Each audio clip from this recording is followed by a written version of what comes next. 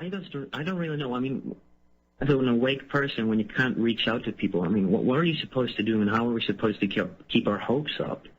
I mean, it's so depressing when you think of it. Yeah, it is, because the conditioning on most people, when you see them and they can't look you in the eye or they think you're crazy, it's because the condition has taken perfectly on them. And you're looking at conditioned robots, really. And they'll turn on you too. At the right time, they'll turn on you. But that's the perfect conditioning. The ones who are awake generally have always been awake, or they've known something was wrong. And they can't be conditioned quite the same way. But you're in amongst most people where the conditioning has worked perfectly. And that's the problem. I've always said the elite have a symbiosis amongst the masses of people, the general mass of people. Because the masses always look towards government to solve problems, even if it's a fake problem put out by the government. We immediately run to help us, save us, you know. And there's only very few people in between, in the middle, who don't want to be stinking rich and rule everyone else's lives for them. And they don't want to belong to the general mob that just goes and watches all the porn on their internet all day long, or ball games or whatever. So it's a small group really who don't belong to either camp. That's a problem. Because as I say, the masses have a symbiotic relationship with the elite. And eventually when they get all their agendas through, the elite will turn around and say, we couldn't have done it without you, to the masses. Yeah, and that's such a... I think it's disgusting. There's no other word for it. It's just utterly disgusting. Yeah? It is, and it's very depressing until you realize that you might be surprised how many of those in between who are not brainwashed or conditioned and who don't seek personal power can still have a voice and start changing things around. And that's the only hope that we have, is to postpone it at least long enough. They'll either wither away, or they'll come out with an even heavier hand. But that's when even the masses start to see it and they know something's wrong, when the heavy hand of the monster comes upon them. And that's what it might take. Stall them long enough until timetables, according to those at the top, cannot be stalled. If you can stall their timetables, they get awfully angry and they start using force. Force is, at least the use of force, terrifies the public, and maybe even to waking up a little bit. And that's all we can really hope for. It's because it's too perfect. It's been here too long, this system. But we cannot use violence and force. No, they're so perfectly good at getting us to kill each other or fight each other. This has been their strategy for centuries, and it's a perfect art of how to get it all going. We can't use that at all. And by the same token, we have to make sure that the elites don't come out with a heavy hand and start using open force on the general public. Here's the thing too. They have been using force, or at least deadly intentions on the general public, because they know how they've been dumbing us down. They know when they rob your mind, it's the same as killing you. And when they inject things into you too that make the autism bloom, and it also makes everyone quite a few points lower in the IQ scale, makes us all sick so that we'll die off early, infertile, etc. They are physically, literally, this is a targeting, this is a murderous rampage has been going on for a long time under the usual covert actions of the United Nations that always deny what they're doing. One of the top players in this, who wrote about it, who taught Rhodes Scholars back in the 40s and 30s, internationalist again, who spoke, by the way, so he made a great speech in Sweden, was Toynbee. There were two Toynbees, father and son, and one took over from the other. But they literally taught the Rhodes Scholars for internationalism and to penetrate all governments and push them towards internationalism. He said, we always deny with our mouths what our hands are doing. And that was to become the mantra for every organization within the United Nations. We always deny with our mouths what our hands are doing. And that's still their strategy today.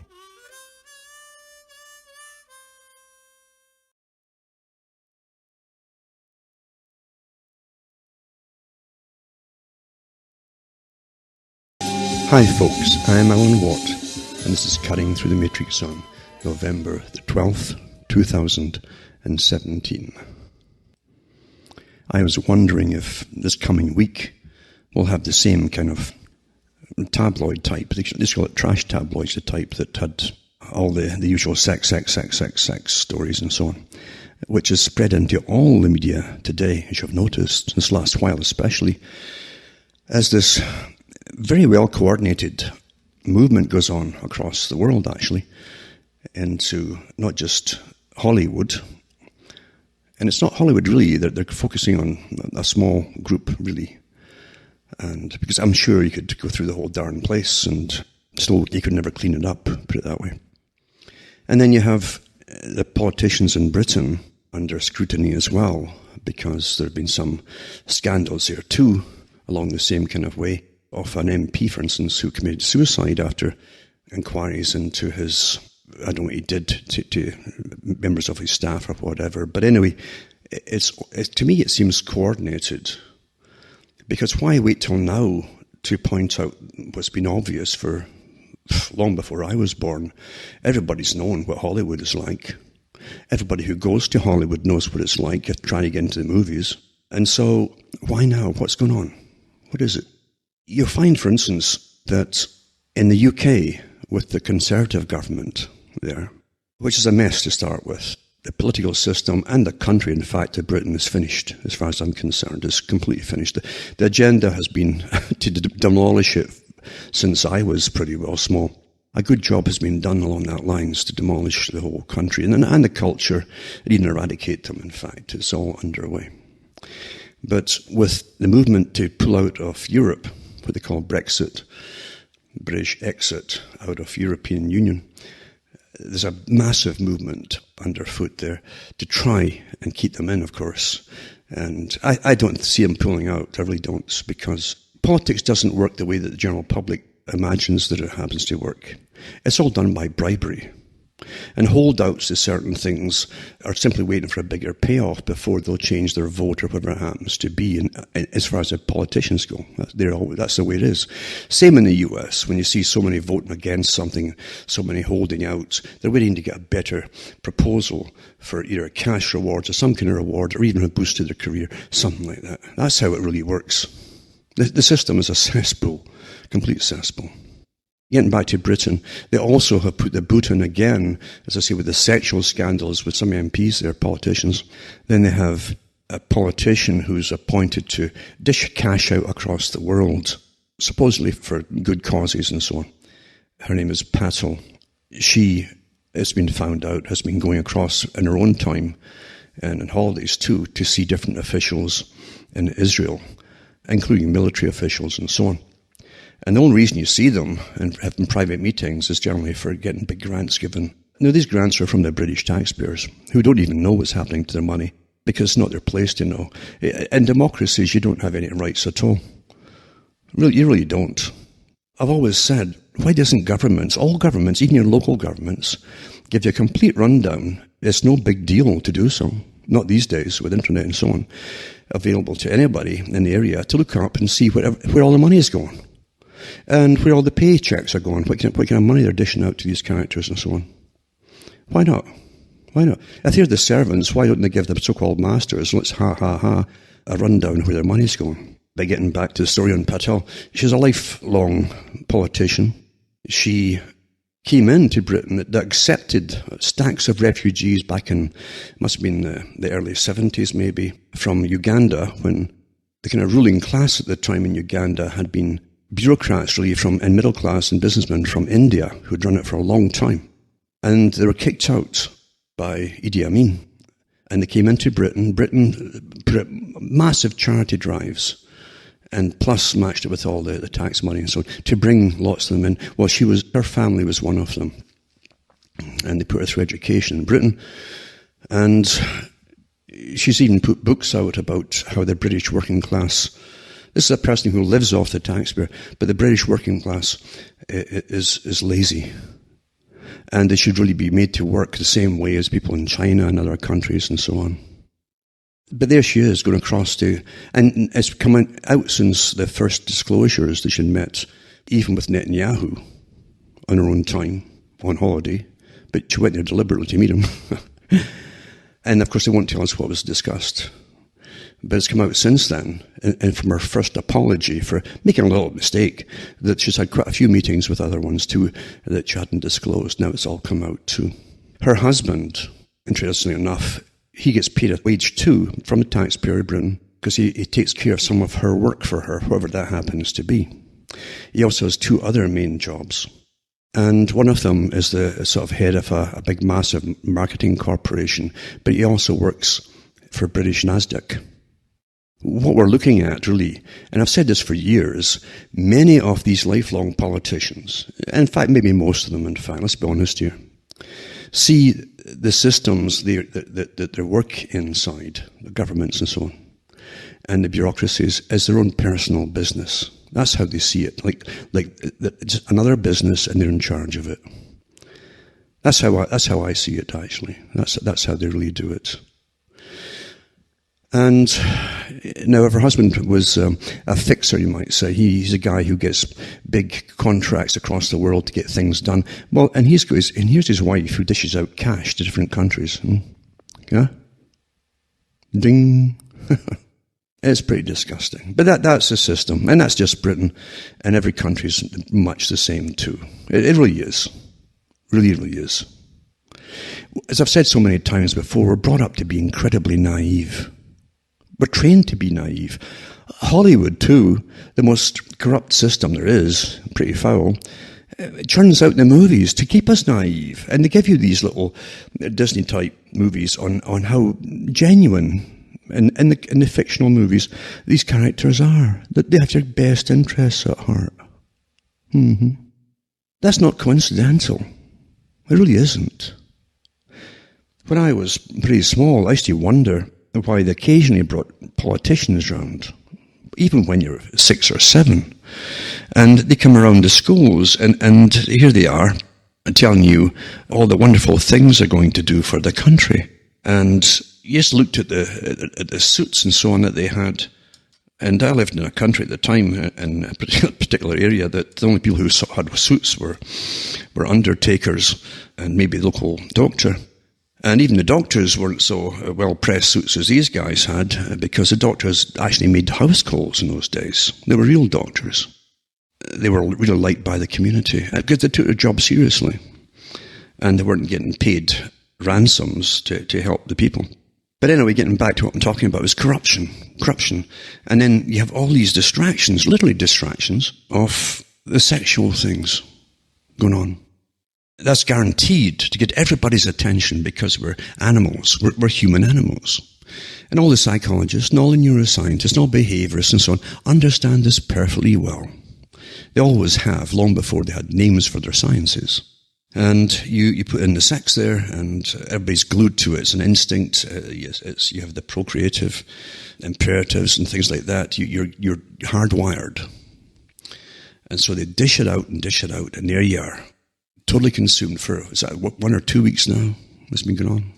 Even though Weinstein himself had hired the Israeli company, it's at the very least, to put it this way, a private detective type company, supposedly ex-Mossad. There's no X's of anything. They're in and out of the system, just like the CIA and MI6, the same thing. But anyway, we'd hired him a year ago to basically get all the scoops and the data on these women that they knew were going to come forward with all this stuff on Weinstein, and straighten them off or whatever else it takes. You got to understand, in the real world, again, getting away from Disney and all that, the real world is pretty nasty. And when people with power and masses of money are going to be brought down by something or another that they've done, they'll do it. They'll pay whatever it takes. And believe me, there's lots of folk who'll take the money to do the dirty work, from the mild harassment to threatening to even further, as you well know. That's the real world. That is the real world. Same in politics. As far as I can remember, going through my life in Britain and other countries, and Canada too, I can remember when elections are coming up, and you'd have either Labour or Conservative offices getting broken into to get all the scoop, the lowdown scoop of their battle strategies for their elections and so on. That hasn't changed, as we well know, with the last election, even in the States. They're really foul and nasty. But that's the real world, because the real crooks, you see, go into all these professions, these jobs, and they're surrounded by crooks that do the dirty work. That's the truth of it. Psychopaths go to where they're going to get power and prestige and lots of cash. And they're going to work hard. And they go into politics. And you also get them in upper echelons of the bureaucracies as well. Other ones will go into the military. There's lots of generals out there that never saw a bullet fired in anger towards them getting in their direction pretty well. They're really political hacks. And they're also lobbyists. They're all lobbyists for the military-industrial complex. So let's stop pretending. Let's stop pretending that we're all shocked and we're all incredibly naive at all the things that are coming out. If you are, there's no hope for you. There really isn't. If you really believe that somehow everything was on the up and up, there really is no hope for you at all. Honestly. Honestly. The only way that society can function is that you're trained to be naive. Because if you start, and unfortunately it is happening to the trickle-down theory of corruption, and not just economics, it's corruption as well. When you see them getting away with it, but there's your example for people way, way down to start emulating that kind of behaviour. Of course it is. But I've been looking around trying to find out what the real reason is. They're starting on with Weinstein right now. And I know that someone was putting a book out. They brought the Mossad in, and the woman who was the so-called ex-Mossad agent who worked for this company managed to weasel out of her, this woman who wrote the thing, a draft copy of her unpublished book about all this. Well, they're very proficient, eh? But anyway, getting into some of the stories just to touch on. But really, I get fed up with this fake, shock. Everybody's shocked. I don't watch TV. I don't have any TV reception here. I don't have cable. And yet I know for a fact there are people who go to church every week, and they're all ages, right up to the end of their 60s, who are stuck watching all this different Game of Thrones number, whatever episodes are on today. And even trying to order in advance some of them. All the coming series, they want it on DVD before they're even out yet. Well, society can't be shocked when you got all this going on. The internet itself is full of it too. That's, as I've said so many times, back in the 90s, that's all you heard from the media when they mentioned the internet, was that there's lots of pornography on it. That's about all you knew. And the whole idea was to get everybody into it, which was awfully effectively well done. Amazing, isn't it? Sex, sex, sex. Hardwired, as I say. Everyone's shocked. Everyone's shocked when people who go into Hollywood have this happen to them.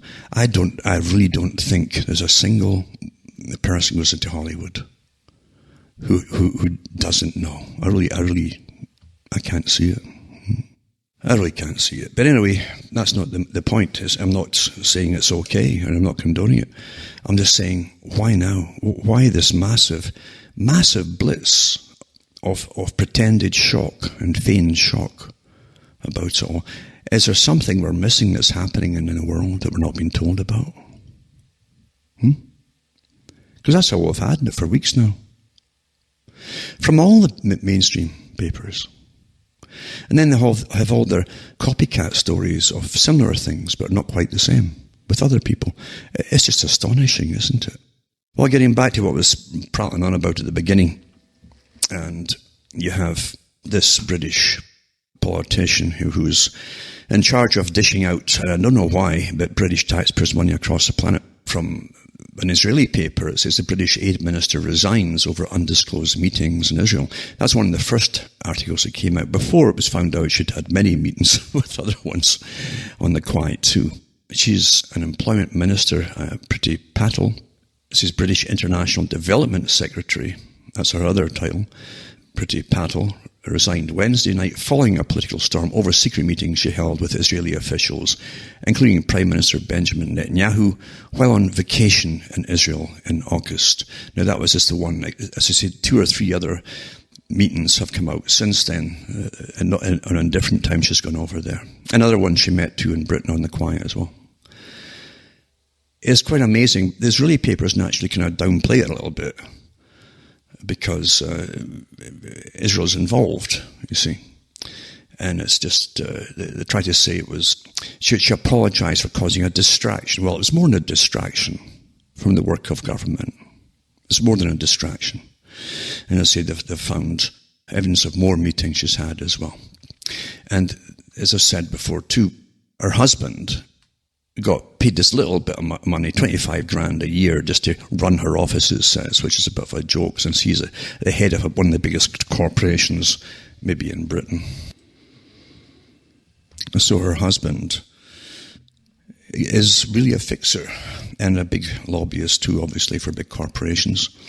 And his wife, who's also been a lobbyist in the past and maybe still doing it while she's working for the government, are they both working together, their own little private retirement funds? Who knows?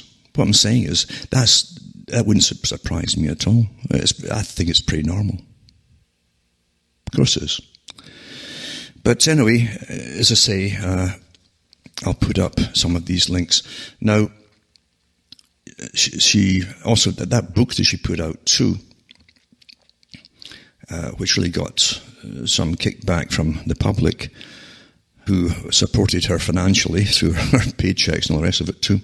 Her book was called Britannia Unchained.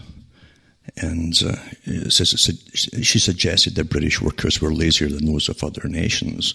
But she also gave some pointers as how to make them work harder and by getting them to work alongside conditions of third world countries and things like that. Really nice, isn't it? Really nice. And this character is supposed to be working for the people of Britain. Living awfully well, I might add, too.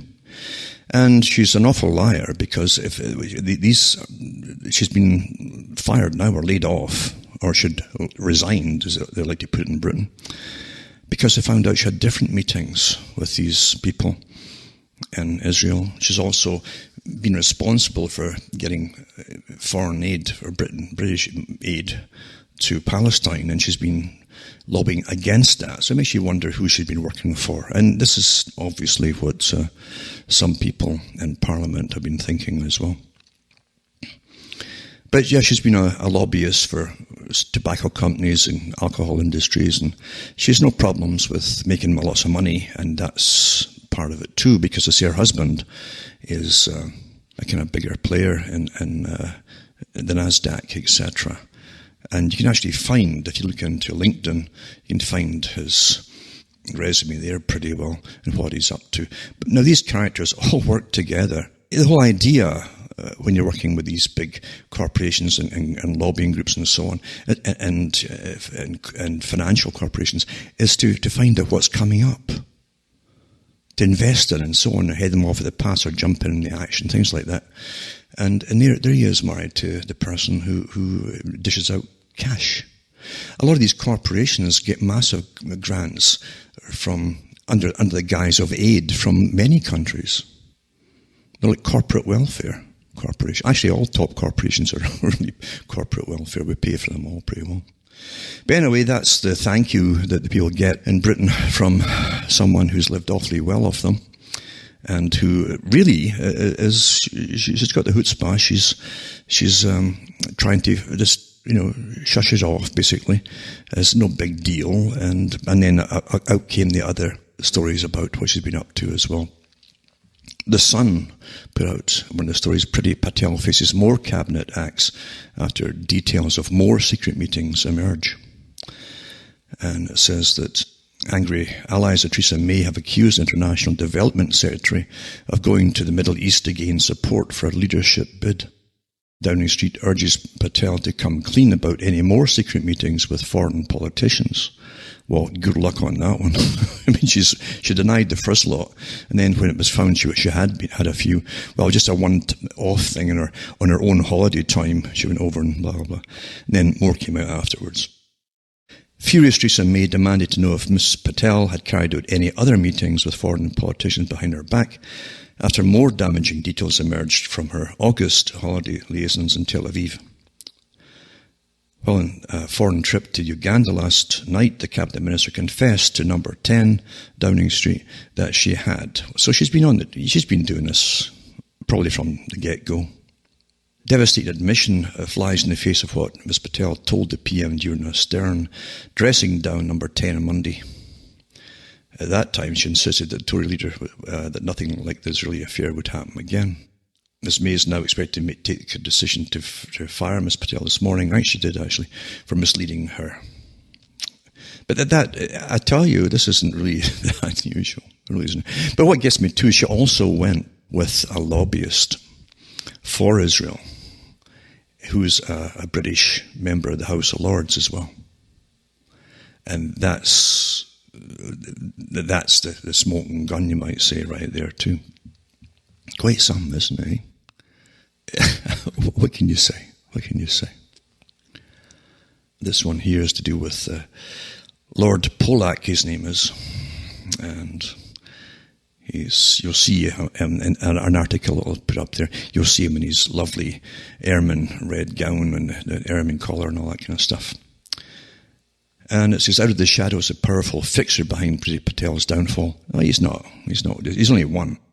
Andrew Pearce provides influential and shrewd political operator Lord Pollock. And he's the fixer who set up several of Patel's meetings with senior political figures in Israel, including Prime Minister Benjamin Netanyahu. As the great and good of the Tory party gather next month for one of the most important lunches in their calendar, the familiar silver-haired figure of Lord Pollock will be masterminding proceedings. The 700-strong guest list from the Conservative, and this is what it is too. See, your governments are riddled with special interest groups, and many of them are really foreign interest groups, let's be honest with it. The 700-strong list for the Conservative Friends of Israel CFI lunch at the Park Plaza Hotel in the shadow of the House of Parliament includes Foreign Secretary Boris Johnson and the Home Secretary Amber Rudd. In a testament to smooth-talking Pollock's networking skills, Theresa May was guest speaker last year, while the previous year David Cameron gave the main address. It's a form of APAC for Britain, really, basically, in a way. Next month's speaker had not yet been announced, but it's been widely thought to be Priti Patel. That's her name, they call Priti Patel. Until this week, when the controversy over the International Development Secretary's trip to Israel in August blew up. Another one since then, of course. Pollock 56 is a fixer who set up several Patel's meetings with senior political figures in Israel, including Prime Minister Benjamin Netanyahu.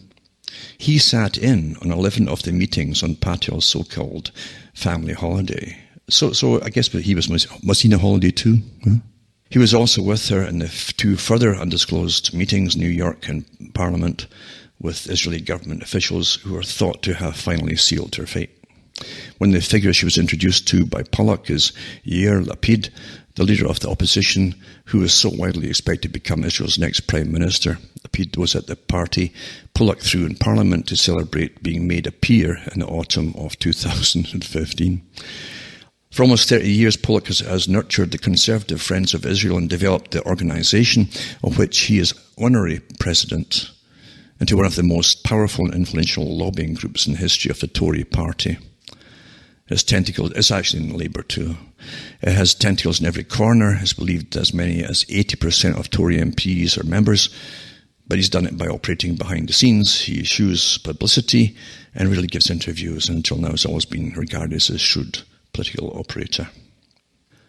And it really goes on and on. But I mean, this to me is probably pretty standard stuff. Standard stuff. You know something, what gets me, here's the thing, what gets me. You have all the people, all the citizens of Britain who struggle through their lives listening to all these phony speeches by politicians, all prepared by speechwriters and PR organisers and so on. But regardless, they're supposed to have these people taking care of the country and the citizens of their own country. And yet all this kind of stuff's going on all the time. It's just routine. Every country is much the same these days. And why countries are dishing out taxpayers' money to start with, unless it's a crisis situation. If it's routine, for goodness sake, you wonder why the countries are broke. And you really think that money generally gets to where it's supposed to go? Come on. I really can't. I don't know if there's still people who really live in a Pollyanna world where one day it's going to right itself and everything will be nice and sweet and lovely. I really wonder about that, because it never was sweet and lovely, even in the past. And today, I think there's more government departments in every country now. So there's more crooks doing their own little things, treating government like a private business. And it can only get worse. There's no real morality today, in any way, shape or form. And morality today is plastic. You're told what's supposed to be moral. You're supposed to believe that sometimes what you see is not what you're seeing. If you're a good person, you'll see what you're told to see, and things like that. That's social approval and social disapproval. I've given lots of talks about that over the years, and how they said they would bring in the big boys, the big organizers run by the foundations, the big private foundations that are all connected with each other. Multi-trillion-dollar companies, basically, that's what they are across the whole planet. Working together, running thousands of non-governmental organizations to influence and change and modify our behavior. And people still think they've got a mind of their own. They don't realize that most of the opinions in their heads were given to them very cleverly by experts. So cleverly that they were never analyzed by the people who now hold those convictions and opinions. They think they did, but they didn't. That's science, scientific techniques used upon them. Quite something else. So there you have it. That's one little scandal there. There's another one too with a politician in Britain who committed suicide, as I say, because he had allegations of sexual misconduct at Parliament or wherever it was. It looks too that those who want to get Britain out of the whole idea of exiting Europe are hammering away the Conservatives at the moment for some reason. And you could hammer at any party, because they're always corrupt. Each one's as corrupt as the other. And they all cater to the same special interest groups, as you well know. All do. Politicians will sign on to anything, any rich, powerful organization that will help their own careers or open the doors to them. Or when they leave politics, get into the big lobbying groups and lobbying firms, they'll do anything to get there. They don't care about the people they're supposed to serve. What a joke that is. What a joke. But these links will put up tonight for anybody who cares to see. There's not really any sex and foulness there to keep your attention, because you're all trained that way now. That's all you've had for the last few weeks from the mainstream media, and it'll continue as well. And it's sad but true. You know, I'll tell you, if you start anything at all that's honest, and you're trying to protest something, or at least expose the corruption in anything, to try to keep government on the straight and narrow. That's why people used to look at the US, the only country that had rights for the people, written into law. It doesn't matter if they didn't follow them, but they had their rights written into law. At least the thought was there, right? Most countries never had that. And you used to have very good alternate media that went in to trying to keep politicians on the straight and narrow, to some extent, and at least let the people know all the dirty deals that were going on behind their backs by the politicians and organizations and so on. And that used to be called the Patriot Movement at one time. Other countries never had that. And in fact, it was awfully good at one time, because other countries, if they tuned in to this alternate media, would often find out what their own countries were up to. Their own people wouldn't tell them. But unfortunately, the whole system in the US was very carefully taken over until it's all gone. Very carefully. By a standard technique. A very standard technique. And it's pretty well gone now. It's sad, but true. Very sad. Because it was a hope to a lot of people across the planet. Now getting back to tonight's talk, which is Again, about corruption and the usual stuff too. But it shows you about foreign lobbying groups and even people in your own country who are getting paychecks. I mean, Lord Pollock must be getting a paycheck in Britain, surely, to basically lobby for another country. It doesn't make any sense at all. And you'll find other ones too, from other countries doing the same kind of thing. As I say, Patrol's husband too, I'll put a link up to the husband as well, because it's interesting for sure. Some news that's come out too is to do with Facebook. To me, it's passé. I mean, the whole internet system was never given to the people to really increase their awareness of what was really going on about anything. It was to do just the opposite. And it has, very effectively. People are I think, dumber now than they've ever been before. Seriously. Again, you're dealing with psychological techniques run by experts. Universities are in the act and everything to tweak the techniques even to be more effective, and to make sure that everyone's basically getting standardized with their thoughts, their opinions, even their conversations week by week. It's pretty well managed that way. And sure enough, Bernays said that a long, long time ago. The real invisible government was the media. And if you control the media, you control all the thoughts of the people. Now you have all media, and you also have the internet too. The internet has masses of data, but very little real information. And in fact, any information you get, you take their word for whoever's put it up there, if it's true or not. But I've talked about the entertainment industry and how most of your indoctrination comes not just from what they call news, official news is, but also like from television, but also from fiction. Hollywood just doesn't give you stacks and stacks of sex. They'll also give you stacks and stacks of little politically correct updates. They update your thoughts and what you should be like and what you should accept, which might be the opposite of what you were told to accept a few years ago, and which often is that way. These are scientific techniques on mind control. Of course they are. And then they check your Facebook and all your chit chat and so on, and to see if you're all following these updates that you're getting. And if you're not, they'll know who everybody is exactly, perfectly. They know everything about every person who uses it, because all the information is gathered for your personality profile and sold too to stacks of companies. Anyway, here's one of the co-founders, Sean Parker, what he says about Facebook. He says it's addictive because it exploits a vulnerability in people's brains. You can see that now that he's made his billions, Hindsight is 2020 for Sean Parker, former Facebook president, who said this week the social media site was built to exploit the vulnerability in human psychology.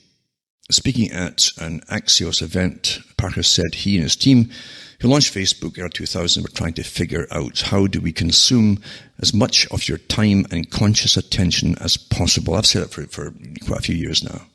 Computer is meant to suck your life away from you. He says the solution was what Parker called the social validation feedback loop, exactly the kind of thing that a hacker like myself, he says, would come up with. That was his words, I guess. And what they do, basically, is they get you to follow. People who saw this also saw that.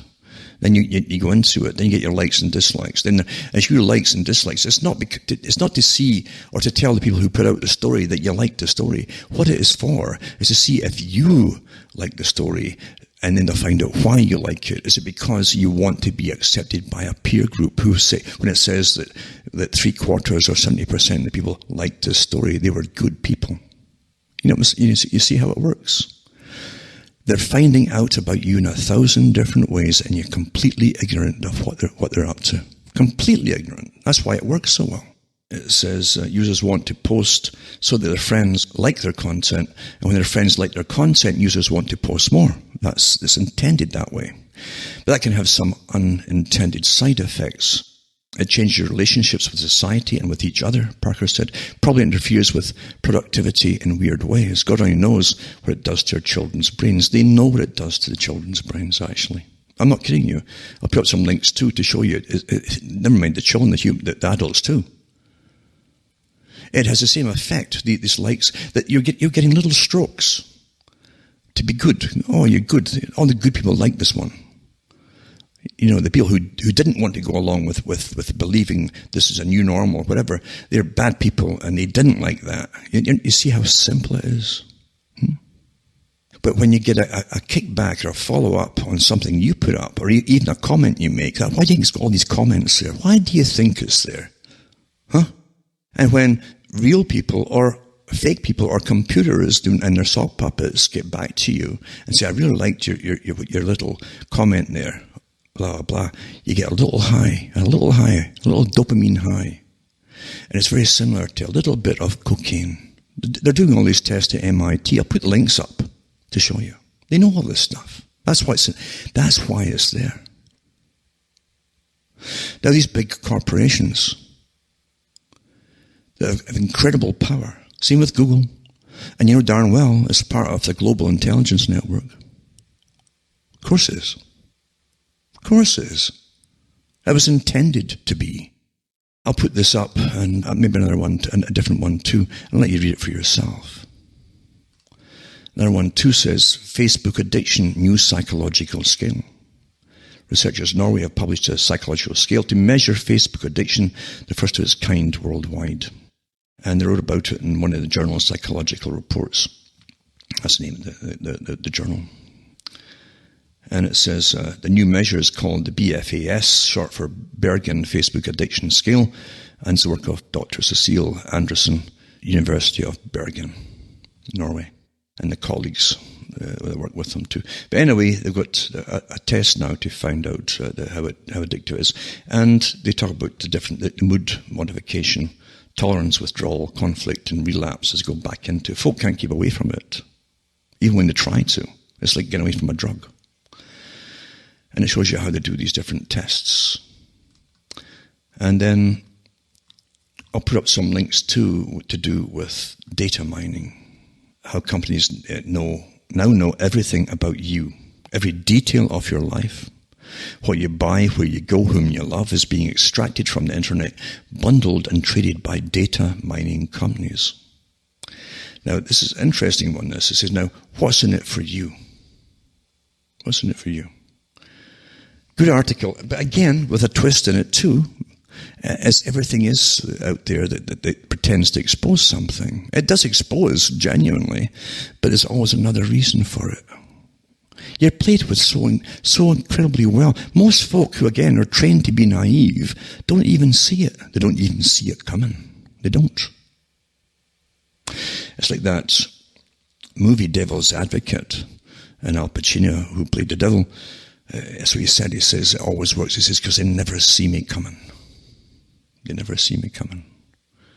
Well, you can apply that to all the different techniques that are used to get anything out of you or even manipulate your behavior.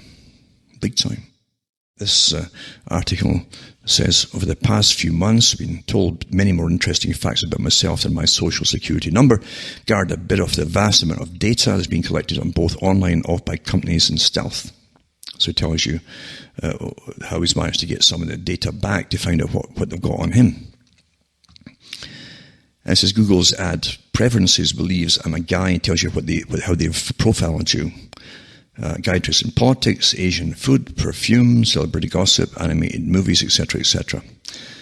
And doesn't care about books, literature, or people in society, etc. So they even have your likes and dislikes, what they think you might be, you see. But actually have your social security number and everything. They can find anything off of it, no problem at all. They buy in bulk all this information. He goes on again about how they've got it all, and there's tons of other companies I could have called to learn more about myself and so on. And each of these pieces of information and misinformation about me is sold for about 2/5 of a cent to advertisers. So that's each piece, right? Which then deliver me an internet ad, send me a catalogue or mail me a credit card offer. This data is collected in lots of ways, such as tracking devices like cookies, websites that allow a company to identify you as you travel around the web, and you're followed by a stack of them when you go from page to page on the web. And it says an apps that you download on your cell that look at your contact list and location. They do. You download all these free apps. And they immediately scan everything, and then they collect it, and then they sell it. It says, you know how everything has seemed free for the past few years? It wasn't. It's just that no one told you that instead of using money, you were paying with your personal information. And it's a good article. But when you take that and then you look at the other ones too, the dark side of information technology. And there's always twists to everything, literally twists to everything. And information technology has long been viewed as the power behind a new economic revolution, an evolving set of tools that's made workers much more productive than ever before. Really. So this is a rah-rah thing. According to a report by the World Economic Forum, that big self-proclaimed group that helps run the world that we don't vote for, digitalization boosted world economy output by nearly $200 billion. I guess it did too, because I think every central bank now, like the Federal Reserve in the US, can just punch the figures in, digitally, and that's it, and create anything they want for nothing. And they all do it. Of course they do.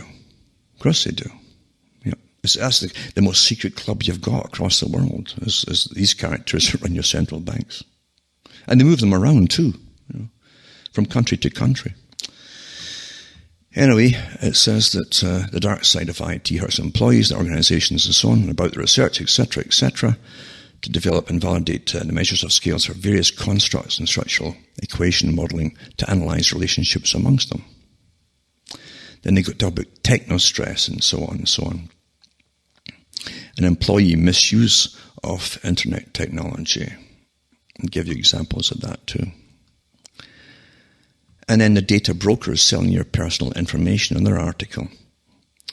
And they go on about too how they do it, and they sell it as a commodity to each other, to advertisers, even to the government, often without our direct knowledge. Much of this is the kind of harmless consumer marketing that's been going on for decades. There's nothing harmless about it.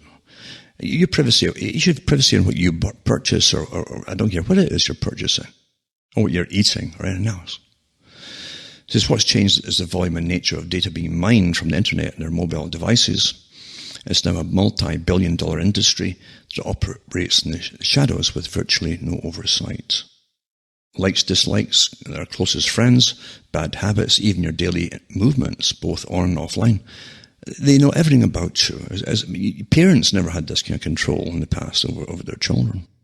And even the Federal Trade Commissioner, Julie Brill, in the US says we've lost control of her most personal information. Now, some of these articles, that I had to tell you, are fascinating, because there are some articles out there, I haven't read them tonight, I meant to, but there's an article out there, one especially, that really goes through all the same information that's read to you. But then they say that, how can you personally benefit from it and find ways to sell your information to them? To train you to sell information. Oh, it's okay then. They're paying you for it, right? That's quite something. Anyway, they've got all the data. It says Exact Data is one of the companies, a Chicago company, is brokering the names of people who have, for instance, these are examples, who have a sexually transmitted disease, as well as lists of people who have purchased adult material and sex toys, things like that. It's just amazing, all the stuff that they've collected to put on you too. And it's going to get worse and worse. But you know something, I'm reading to the choir here. Most folk really out there don't care. They really don't. That's the astonishing part. With the scientific ways of putting all this across to the general public who use everything that's weaponized, they're now at a stage where they're beyond bringing back to any level of personal safety or security on it all. This is the stage that I've read about before by the big socialist engineers. Socialism from the top was never meant, but wasn't an organization that was going to look after the people. It was set up as a eugenics society to manage and even breed the amount of people they would need to manage that particular society, to work in that society and keep it going. All types of people, and even eventually mating the right people to the right. That's where Brave New World came from, the whole idea. Bernard Shaw talked about killing people. If they didn't need them, they'd kill them for society. And H.G. Wells was even worse with his incredible snob. Incredible snob. He hated the working class. He's a co-founding member of the Fabian Society, the premier socialist organization. Lenin said it too. 3 levels of what they would understand as communism, which is just socialism. Managed by the central state, basically. The capital, the group, the parliament. Politburo, call it what you want, same thing. And they said that the people at the bottom, the workers, they must be given a very simplistic version of the politics of it, what it was for. And of course it's for their own good and so on and so on. It'll help them, etc., etc. Children, that's what we do for children. And then the middle ones, who were the ones who help manage at the bureaucracy level, who would be given a slightly different version of what it was all about, which was really human management. And then you would have the top ones who understood the whole plan of it, and the ones beneath them wouldn't know themselves. And they would accept that. They would know it was above them. There was a different plan, but they would accept that. And that's what you have today, isn't it? Even politicians know darn well that there's a higher group above the voted-in politicians into governments. There's a higher group beyond that. We know that. They know that. But they know not to ask questions if you're a good politician and you want to advance your career. Now, here's something I talked about for years, and again, how they would set up through the United Nations. The United Nations, mind you, has said for years and years and years, many years, that China, modern China, would be the model state for the rest of the world to emulate. I've also read the articles and books and so on, parts of books from the top socialists over the years, and many of whom were again lords in Parliament. Lord Bertrand Russell was a British lord too.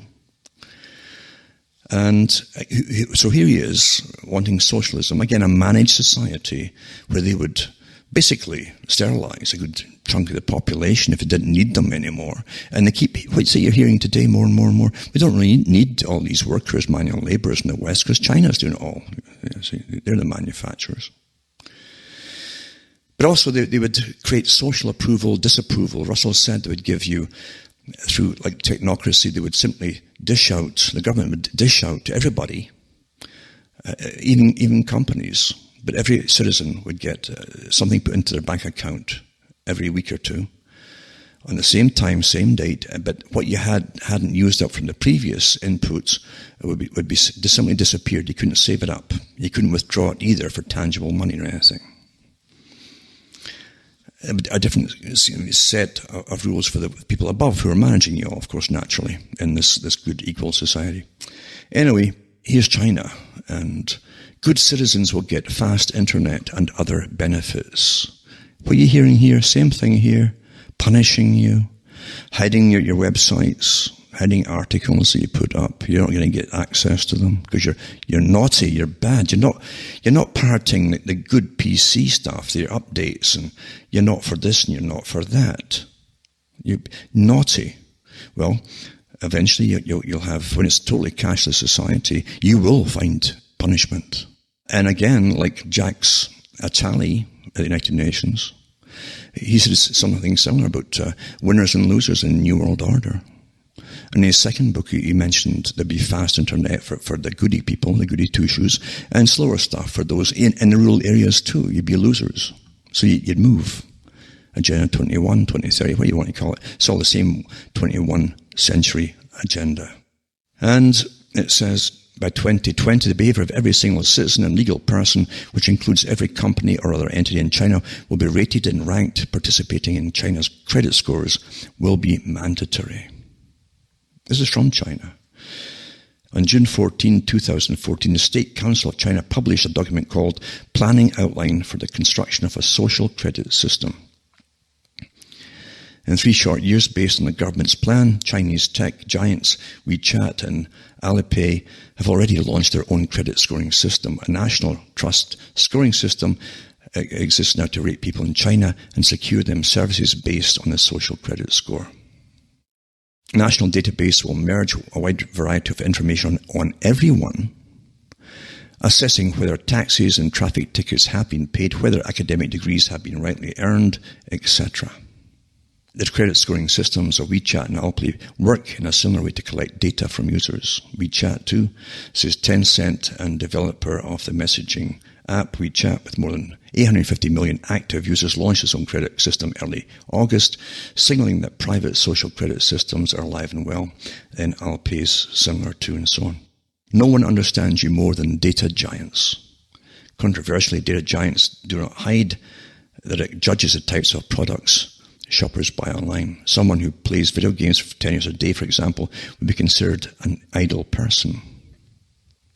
Someone who frequently buys diapers would be considered as probably a parent who, on balance, is more likely to have a sense of responsibility. Good, bad, see? Another category to assess credit is interpersonal relationships, sharing what Sesame Credit refers to as positive energy online, nice messages about the government, oh, it's nice, or how well the country's economy is doing will make your score go up. Well, I could do some of that in Britain, maybe Canada too, because the economy's going to, it's not stagnant, it's sliding off the edge of the table here, or maybe walking off, it's so stagnant.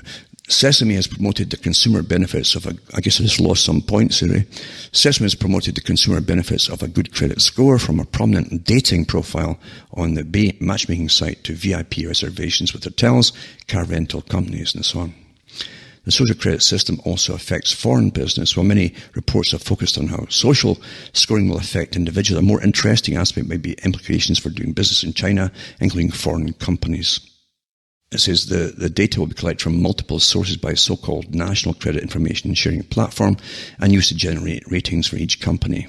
So companies and private individuals all are under the microscope.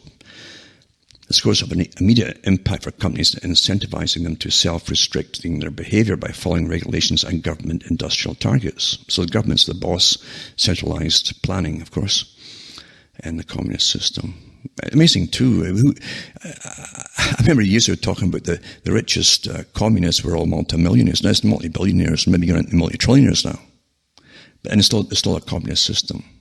There's no you can't oppose the government. It's only one party system. That's why the big corporations love it. They'd like us all to be the same. And then people with low ratings will have slower internet speeds, restricted access to restaurants, and the removal of the right to travel. Sound familiar, eh? Penalties are set to change dramatically when the government system becomes mandatory in 2020. Indeed, on September 25, 2016, the State Counsel General Office updated its policy entitled Warning and Punishment Mechanisms for Persons Subject to Enforcement for Trust Breaking. And the overriding principle is simple. If trust is broken in one place, restrictions are imposed everywhere, the policy document states. People with low ratings will have slower internet speed, restricted access to certain restaurants, removal of the right to travel freely abroad with restrictive control on consumption within holiday areas or travel businesses, will not be hired by certain employers, and will be forbidden from obtaining some jobs. This is the model state for the world. They even have down at the bottom, what is your opinion? Let us know. Comment below, click at the bottom of the page, and don't forget to share this article with friends by pressing in the top right corner. So I guarantee you, and they'll have to click all the good things. Oh yes, wonderful, or else, eh? Aye. Great song. But that's the system we're in, isn't it? And this is the system for the world. And don't forget, it was the West and your corporations and your big foundations, the big owners of your country, who set up modern China and gave them free trade and moved all your companies or companies involved which were based in your own countries that had lived for maybe 100 years getting big government grants of your tax money to make them bigger and bigger and bigger, and they all shipped off to China without a second thought. And you paid. We all paid. All the countries in the West paid as the factories in their countries moved off. We paid for them moving. We paid for them claiming to lose money for the first up to 15 years of the move. We paid for everything. And next thing you know, we're paying for each other, for the people who are all unemployed. And folks still vote. Isn't that amazing? Isn't that amazing? Isn't that something, eh? And they fall for the rubbish of, oh, we're a democracy. I don't care even if you're a republic, doesn't make a difference. You keep hearing the same thing, oh, you're a democracy. There's no democratic countries. You're all run by crooks. Utter crooks. And that's the way it really is, isn't it? Now, I think I'll probably finish here for the night, because there's a whole bunch of articles and stories too, and different things I've been working on to do with more interesting stuff too in different areas. But yeah, we're living in a big agenda. I keep telling people that. They have no idea that that's how it is. None at all. And I might do a part 2, in fact, next week, to do with the data mining and how your mind has always been made up for you through what you watch in fiction, and how you feel guilty about certain things when you have no reason to feel guilty whatsoever. And so on, to show you how your mind is constantly being tinkered with. Now, I say this, I'm preaching to the choir, because most folk, it wouldn't matter. It doesn't matter what you show them. They're too far gone. And lots of folk really enjoy, apparently, putting all their data up on the internet, like they're some kind of rock star, which they're not.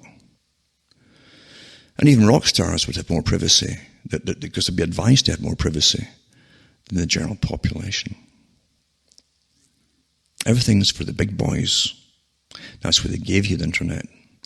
And it's amazing too, all the things that you have to tweak computers or work with them to try to fix this and fix that out and all that. Your life has been soaked up with it intentionally, and the people who behind it admit it. Admit it, yeah. Doesn't change anything, does it? Anyway, here I am in Canada where it's snowing, and I hope that you're all doing well and surviving all this kind of change that's going on. And bigger changes are planned, unfortunately, because we're living to an agenda, as I say. And the only thing that would ever change anything is for a particular amount of people to all object at the same time. But unfortunately, they don't only object if their cable TV was doubled in price or something. That's the only time they would get on board to complain about anything, I think. Unfortunately, it's true. It is true. You're given one life here, and most folk will spend sometimes a half or more of their lives watching other people's productions on television. You're watching their pieces of work, their productions, which is mainly fiction, and the rest of it is indoctrination. Sad, isn't it? Eh? From myself, Alan Watt from Ontario, Canada, it's good night, so may your God or your gods go with you.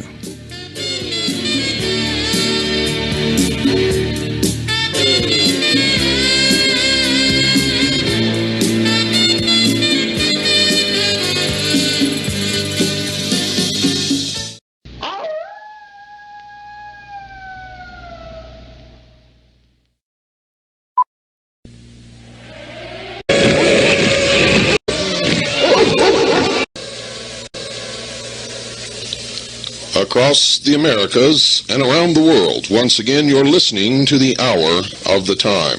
I'm your host, William Cooper, and in studio is Carolyn Nelson. Folks, I'm going to be on a little investigative trip here for the next week, and while I'm gone, you're going to hear reruns on both time slots. Those of you listening now have probably never heard these episodes of the Hour of the Time, and you should always listen to this broadcast with a pad of paper and a pencil or pen by your side. Never, ever make the mistake of sitting down without a pad of paper and a pen or pencil to listen to the Hour of the Time.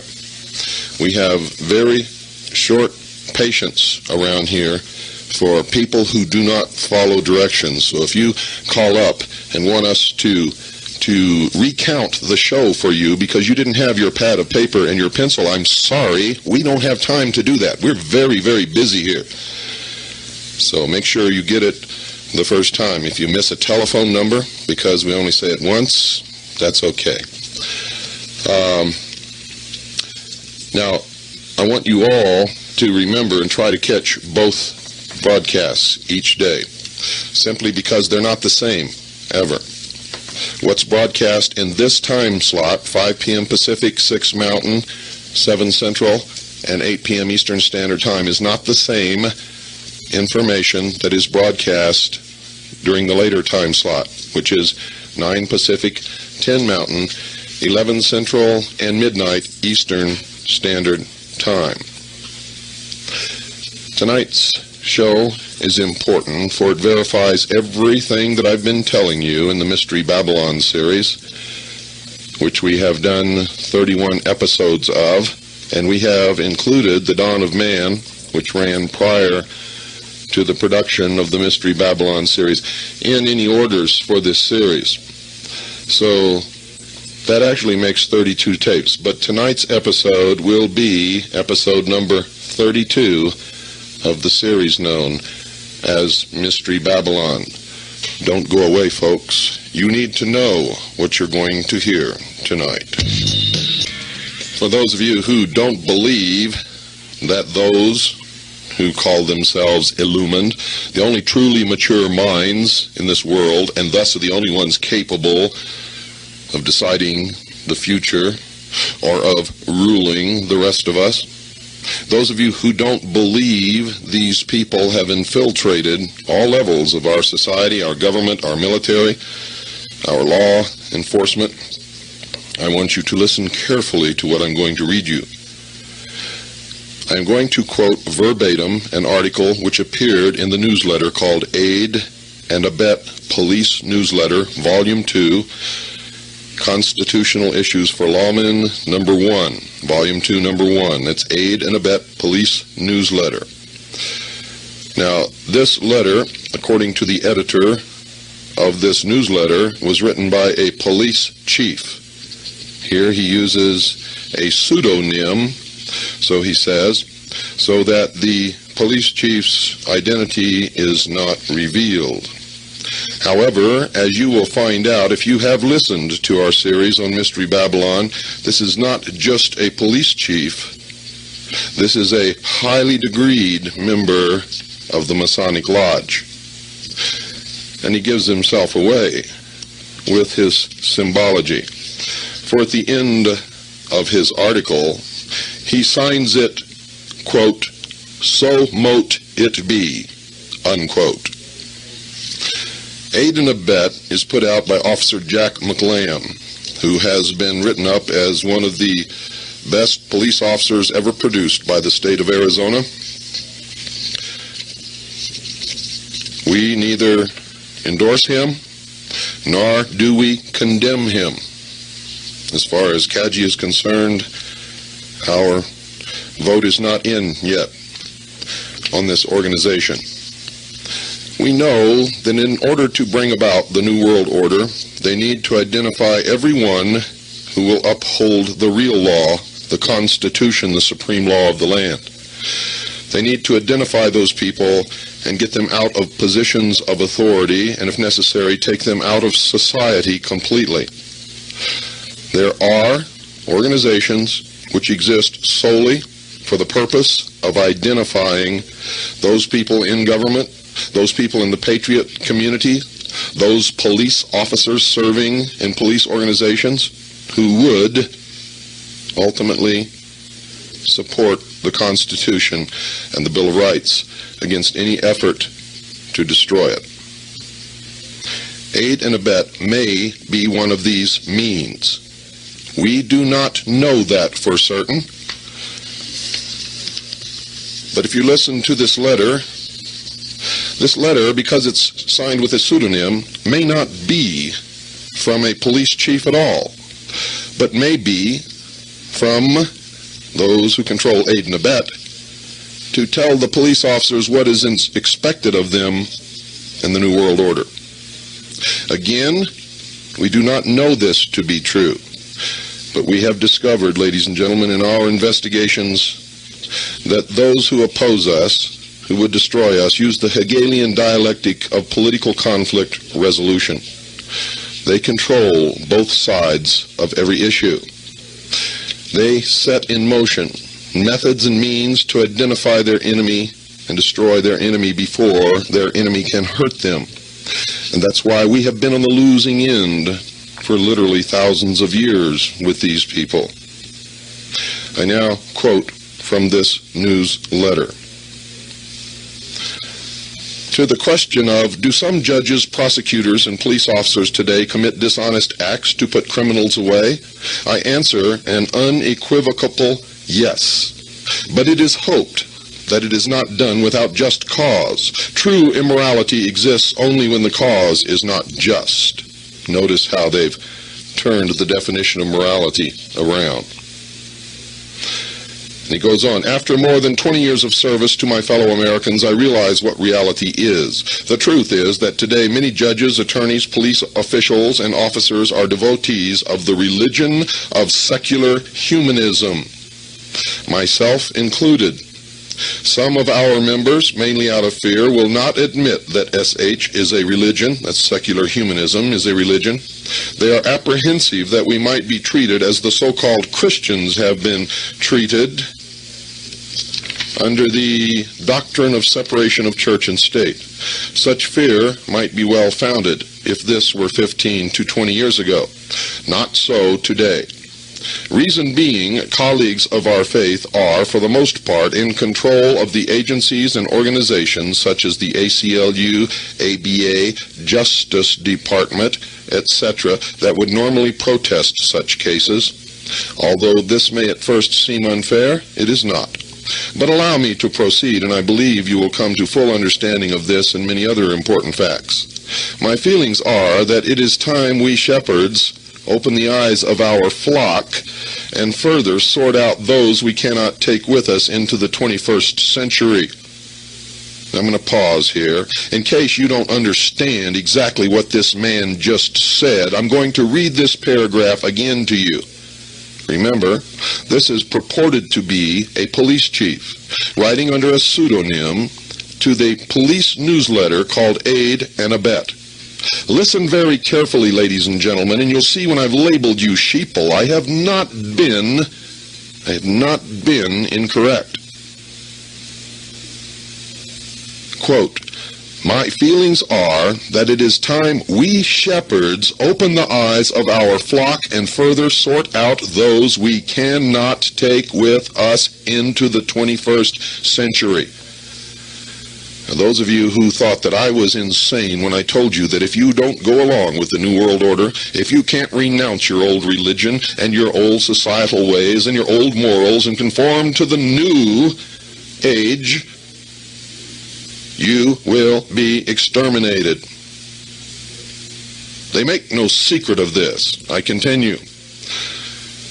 Any that would deny that our religion of secular humanism is not a valid religion should do their homework. The Supreme Court decided that it is a religion some years ago in the Torcaso versus Abington, Abington versus Shemp, and in Torcaso versus Watkins cases. According to the High Court, it is, quote, belief, not body, creed, or cult, which appears to be the essence of religion, unquote.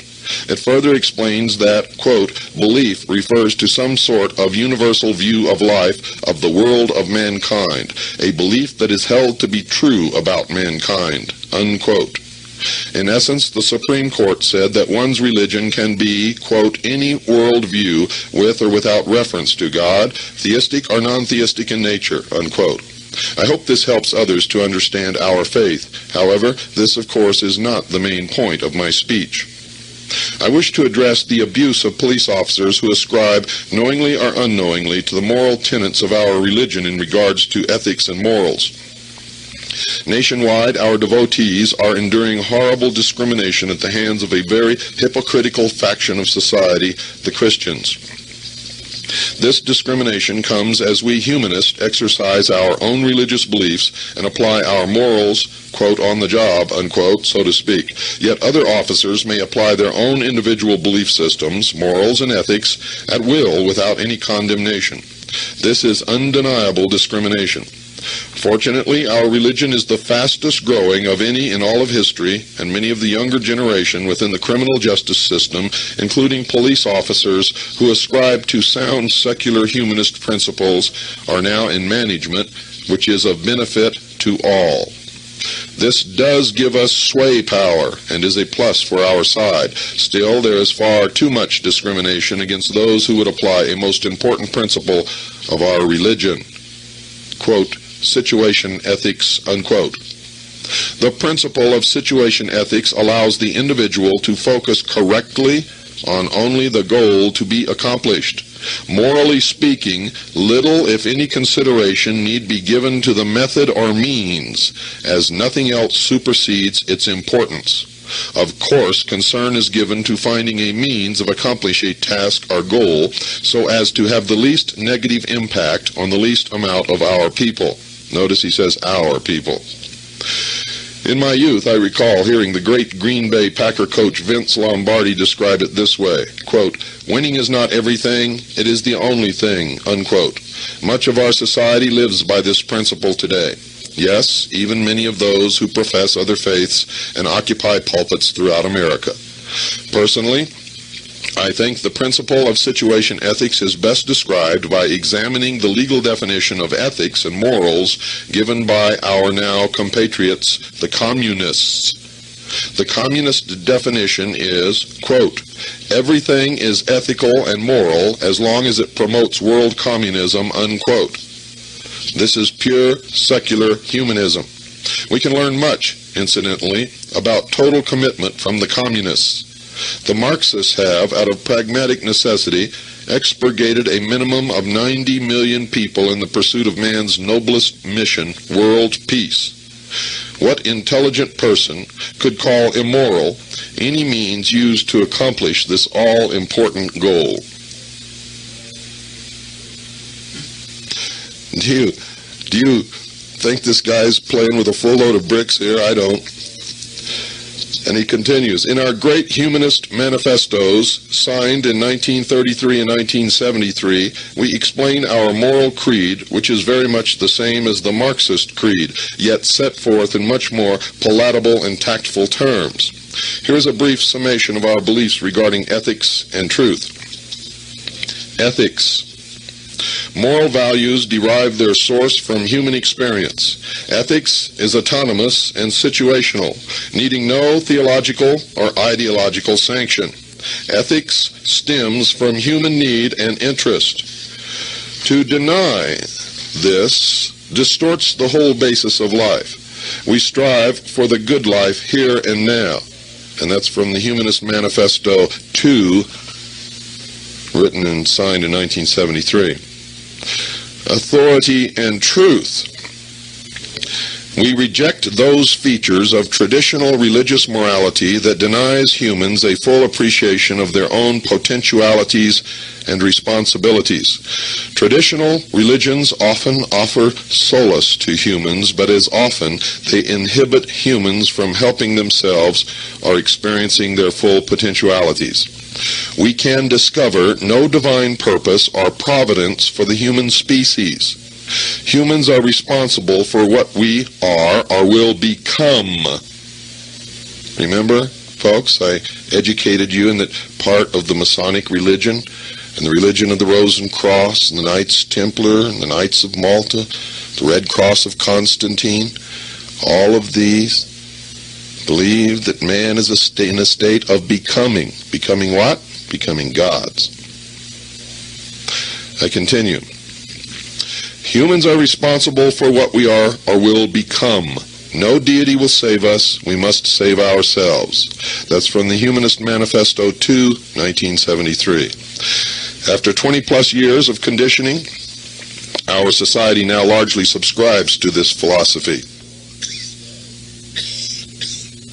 Some of you who practice selective Christianity are closer to our faith than to the superstitions of the Bible thumpers of old.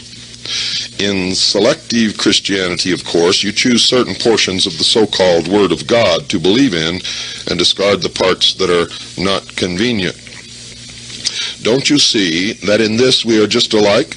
Your faith is actually based upon what is right under man's desire. We humanists are in fact more honest. We admit that there is no God, that it is only man's desires that are important. You leaders of these selective Christians preach that your faith is based on some parts of God's law, but in actuality the majority is based on what feels good or is convenient. Now I must break here for just a second, folks, to tell anyone who may have just tuned in that these are not my words. If you're sitting there with your lower jaw on your chest, looking aghast at your radio, you are not listening to the thoughts of William Cooper or the hour of the time. I am quoting verbatim from a letter attributed to a police chief, and this letter can be found in Aid and Abet, a police newsletter, volume 2, number 1, in case you want to pursue this.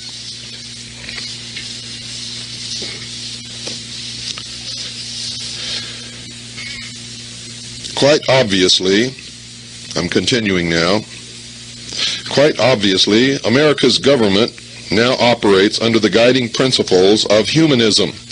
Deception, lying, cheating, stealing, killing is all moral if it promotes the attainment of our essential goals. This is true righteousness.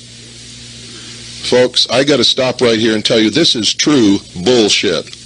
This is deception at its worst. For these people are actually believing that wrong is right and right is wrong. And that is exactly what we were warned about in these days. And that is what I warned you about in my book, Behold a Pale Horse. And I told you years ago that the belief of these people is that the ends justify the means, whatever they might be. If they must kill 2 billion people to make their dream come true, they will do it. Mark my words, they will do it. A prime example, I continue now, a prime example can be seen in the recent war against Iraq. Over 250,000 have lost their lives so far, and more are dying every day, all for the attainment of a higher good, the goal of our great humanist leaders, world peace through world government. You see, the writer of this letter understood what I understood about the Gulf War. It wasn't about Iraq taking Kuwait. It was, in fact, about a new world order. George Bush even stated that. He said in our speech, his speech, I should say, our fifth goal in the Middle East is a new world order. Though I would venture to say that he stated it as his fifth goal in order not to give it too much attention in the public eye. It was actually the first goal, ladies and gentlemen. I continue. This New Age teaching is the reason why, for example, a police officer, one of secular humanist persuasion, is likely to risk his very life to save a member of society one moment, and the very next moment take the witness stand and lie in order to win an important case. This is not to be considered immoral, given the particular standard of ethics upon which such an officer bases his morality, namely, that the end justifies any means. In other words, again, the higher good principle. Many people still do not understand this. They don't understand that this is why our presidents and their staffs, members of Congress, and hosts of others with leadership roles in America, lawyers, judges, etc., lie and cheat right alongside our dedicated humanist law enforcers. To repeat, all for the greater good of society, or in effect the system. And I add outside the letter written by the chief, if it is really a chief, ladies and gentlemen, that all of these people belong to the secret societies, the ones who lie and cheat and murder. And I continue. What the masses must be made to understand and never be allowed to forget is that this is for their own good. They should know by now that those who are actually in control of our government, as Colonel Oliver North explained, truly know what is best for the people. They must also know that under the New World Order, the justice system's primary mission will be to protect the system from the masses. It is precisely in view of this that we on the inside have been obligated all along to use the system to suppress dissenters as quickly as possible before any radical anti-world government, anti-humanist group can gain the upper hand. I must read that again, folks, for those of you who may be a little bit slow in understanding, and some of us are, especially with something that you can't quite grasp and never heard before. That's excusable. Again, what the masses must be made to understand and never be allowed to forget is that this is for their own good. They should know by now that those who are actually in control of our government, as Colonel Oliver North explained, truly know what is best for the people. They must also know that under the New World Order, the justice system's primary mission will be to protect the system from the masses. It is precisely in view of this that we on the inside have been obligated all along to use the system to suppress dissenters as quickly as possible before any radical anti-world government, anti-humanist group can gain the upper hand.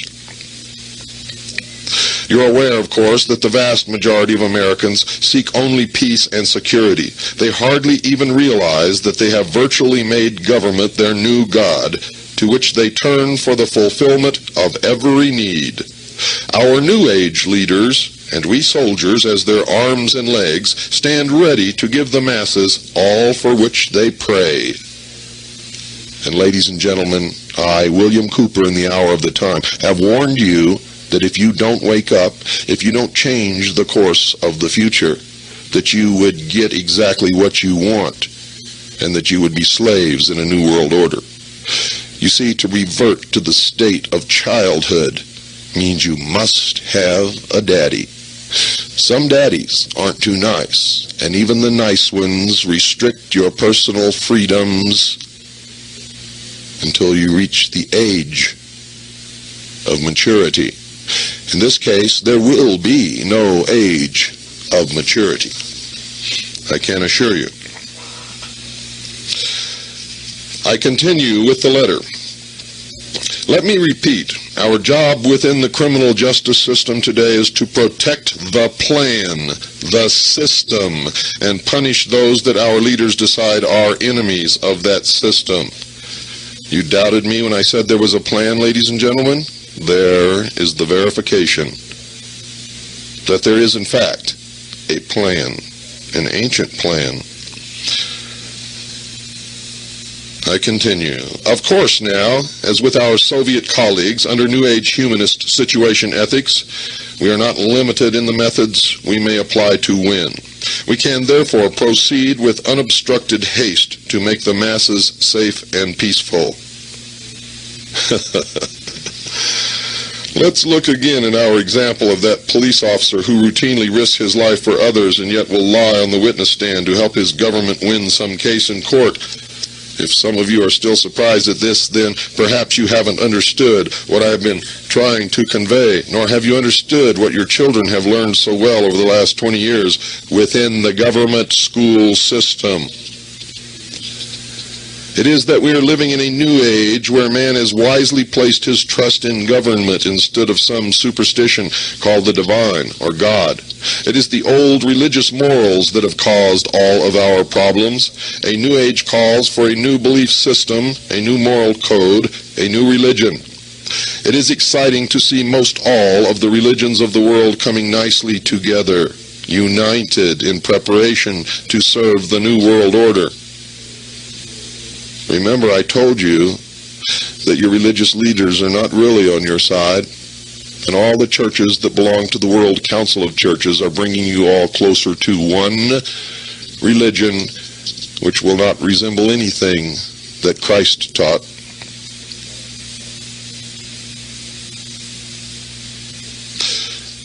I continue. We must all dedicate ourselves to obeying our leaders without question and to the instruction of succeeding generations toward our utopian goals of world peace. I would like to introduce you to one present-day scholar, Dr. Sidney Simon, who has been very effective and deserving of much credit.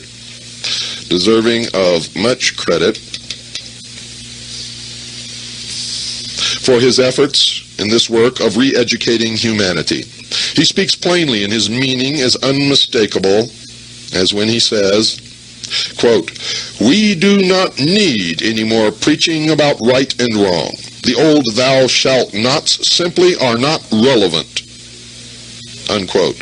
He goes on to explain to the child educators he is addressing that, quote, "Values clarification," unquote, is a method for teachers to change the values of children without getting caught. Values clarification is just another term for situation ethics.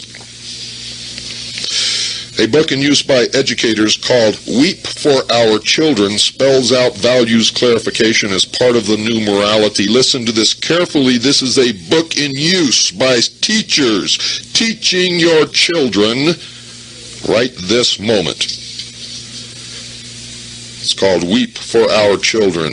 Quote, "It's okay to lie. It's okay to steal. It's okay to have premarital sex. It's okay to cheat or to kill if these things are part of your value system and you have clarified these values for yourself. The important thing is not what values you choose, but that you have chosen them yourself freely and without coercion of parents, spouse, priest, friends, ministers, or social pressure of any kind," unquote, and that makes me very, very angry. That's one of the reasons my daughter is not in school and never will be in school. She already knows more now than most children twice her age from the homeschooling that she gets. This is incredible. Don't go away. I have to take a breath. It makes me angry just to read this crap. Look around at those that you love right now. If you cannot assure them at this moment, this very moment, right this moment, that you have protected their financial future, then you must call Swiss America Trading right now. And Americans have fallen in to a very, very bad habit. They have nothing whatsoever to fall back upon.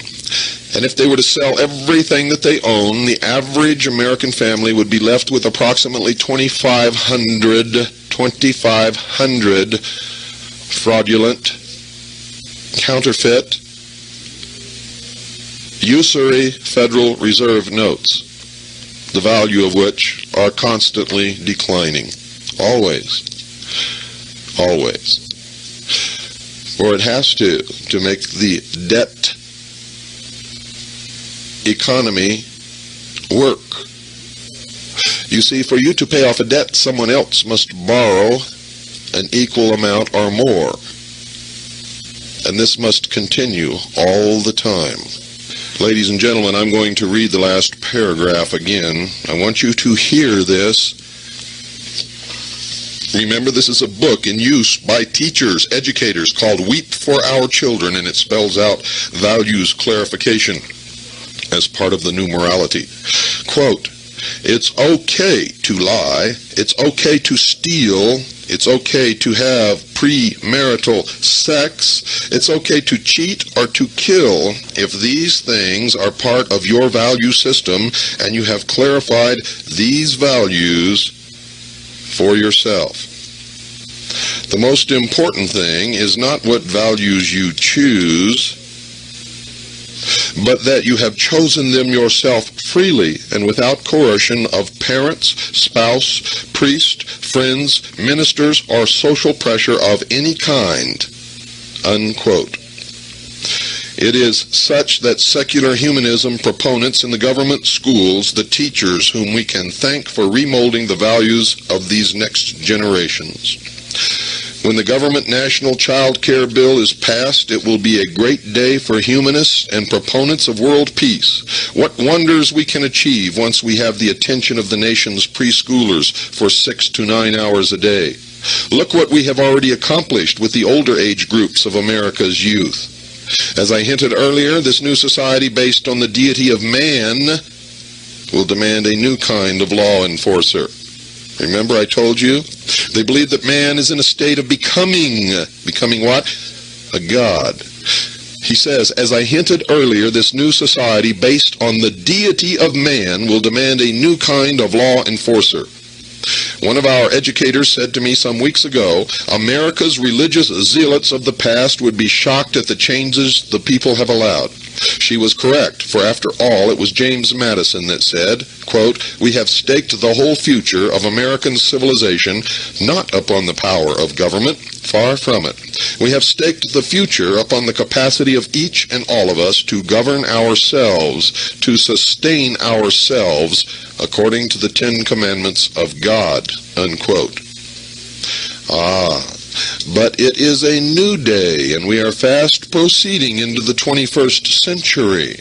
Americans no longer wish to assume the responsibilities of governing themselves. Happily for them, there is a whole new generation of very dedicated leaders and enforcers in government to see that they are cared for.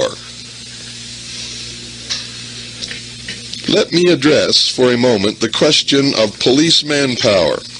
As the citizens relinquish out of fear more of their rights, more enforcers are required to regulate and supervise the people's activities so that they remain safe and peaceful. Who would have thought 100 years ago that the integration of fear of literally everything would have been the answer to establishing the New World Order? Credit for this innovation goes to the free thinkers of the last generation. And folks, if you think he's wrong, just look at yourselves. Look what you put up with. Look what you've allowed to happen. Look at the state our nation is in. Look at the fact that we've already lost most of the Bill of Rights, the portion of the Constitution known as the first 10 Amendments. You all file and pay income taxes which you are not required to file or pay. You do everything out of fear. And that's why you're known as the sheeple. Most of you. Not all, but most, without any doubt. Most of you, that title fits like a handmade pair of Italian shoes. It's very comfortable, isn't it? Isn't it? Now the older generation, known as peace officers, servants of the people, might not so readily have adopted nor fit into this new order of things. Fortunately, this has not posed too great a problem due to the fact that they are rapidly being replaced through natural attrition, in effect, death or retirement. And now Hillary's running around the country, folks, wants to open a dialogue on euthanasia. Timely, isn't it? I continue. The next 7 to 8 years will see the last of them removed. At the same time, police agencies are of necessity attempting more and more to screen out before hiring those prospective officers who believe in the old religious superstitions. This is wise because these zealots will not do the things that will be required of them under the new system. Those remaining police officers who openly profess a belief system steeped on old-world religious fundamentalism can be and are being phased out on any number of charges such as can be substantiated over time or with the help of a little innovation on the part of new management. And we believe that this organization, Aid and Abet, may be the organ used to identify those police officers. I continue. Before I continue, I better clarify, folks. We believe that, and we have good grounds for our belief. However, we cannot prove it. You must make up your own mind, yourselves.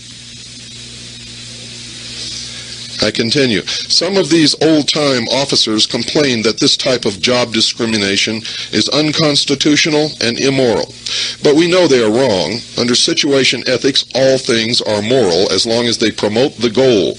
Therefore, they are not being removed for any evil cause. They are incompatible and simply non-functional for the duties that will be required of them. You might ask yourself, ladies and gentlemen, what are the duties that will be required of them? I think you've already seen some examples at Ruby Ridge and Waco, Texas, and many other places. And I go on with the letter. I feel I need to say again that if a professional police officer must lie against those who violate the law, then it is moral. The same is true when government judges and attorneys withhold evidence and witnesses from the jury to win their cases. When a politician lies to win an office or makes deals that promote the new order, it is moral. Let me tell you what is truly immoral. I will use the issuance of traffic citations as only one example. True immorality is when 5 out of 10 good upstanding citizens take the witness stand, swear an oath to their God, and then proceed to fabricate lies to get out of their tickets. This our enforcement officers witness daily in court. To them, this is not only immoral, but highly hypocritical. The enforcer's dishonesty helps society as a whole. If a government agent lied for personal reasons, then it would be immoral. If done for the betterment of mankind, it is not. And that is the most important lesson I bring you today. It is one thing when a leader or agent of government has to lie or otherwise deceives his subjects. It is quite another when an ordinary individual from among the masses, quote, bites the hand that feeds him, unquote, by lying to those who are bringing salvation in this brave new world. Do we see this important difference? The old world understood that it was the greatest of sins to lie or to deceive God. The generations of devotees that wish to enter the new world must likewise be brought to the understanding that it is the greatest of sins to lie to deceive their new God government. Any such disloyalty would surely hamper the progress of those engaged in ushering in the glorious new world order. We are not concerned with the few who may resist this new order, for out of pragmatic necessity their fate has been amply allowed for in the master plan. What we are most concerned about at present is that the obedient masses be made to understand that it is detrimental to progress for them to suggest that their supervisors wallow under the pressure and futility of the antiquated superstitions, morals, and dogma of the past. There will be some difficult changes facing the person entering this new society. On these issues, however, we can assure the people there will be no compromise. Thank you for listening. May the blessing of the new order come swiftly upon us. So mote it be. So mote it be is taken directly from the initiation ceremonies of the Scottish Rite of Freemasonry. And you will hear it nowhere else, ladies and gentlemen. Whoever wrote this was a highly degreed Freemason of the Scottish Rite. And he is, under a pseudonym, explaining the true purpose, the true religion, and the true plan for the religion that those who frequent the lodge actually adhere to. So you see, in Aid and Abet, a police newsletter, Volume 2, Number 1, all of the police officers who subscribe to this newsletter are the good guys. The good guys. They have been delivered a warning from a police chief under a pseudonym, which makes it very plain what will happen to any police officer who does not go along with the new world order. And I say that it was intentionally that way, and that there is no police chief, Rupert Orpheus, pseudonym or not, but this is the policy that needed to be explained to all of these officers at once to hasten their decision. You see, ladies and gentlemen, when it comes right down to it, most people will do what they're told, when they're told, if they're told, and they have been told.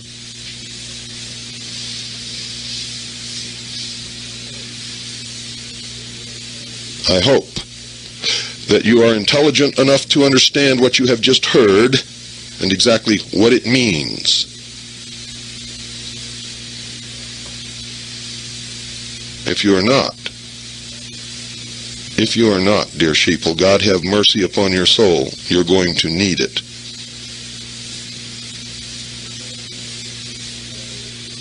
Those long-time listeners to the hour of the time, those who have been awake for quite some time, those who were never asleep, understand that there is a plan in the world that the members of the secret societies, by whatever name they call themselves to you, the profane, in their exoteric language, are using to bring about the ages-old dream of a new world order, where the masses are totally and completely controlled for each and every second of every moment, of every hour, of every day of their lives. And where the priests of the mysteries govern in what they call a council of wise men. The public at large will not know much about this council of wise men, for there will be at the head of this council a charismatic religious and political leader. This is necessary, for the public needs somewhere to vent their emotions, their elations, their angers. And it will make no difference if they topple this leader from his throne. The real leaders will remain untouched as they have remained untouched throughout the history of the world. Those of you who really believe that this hick, William Clinton, is leading this nation and making the decisions,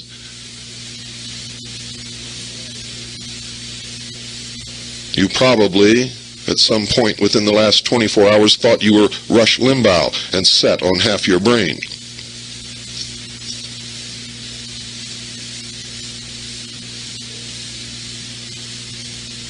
And those of you who believe that you really have a choice at election time, when the choice has already been made, and it's especially damaging if you believe that your vote really counts when it is the Electoral College that elects the president. And in fact, that's really not necessary unless some ringer slips into the choice, like Gary Hart.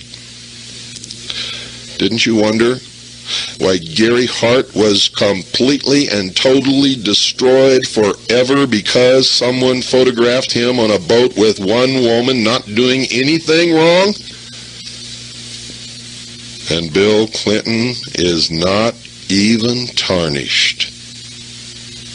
Don't you understand? Bill Clinton is just a messenger boy. And if he gets impeached, it will not solve anything. And those of you running around signing petitions to impeach William Clinton had better read the Constitution of the United States of America. You see, you cannot impeach a president because somebody signed a petition. I don't care if 200 million Americans sign that petition. You cannot impeach William Clinton, you fools. You must prove that he has committed high crimes and misdemeanors. And you must have solid evidence.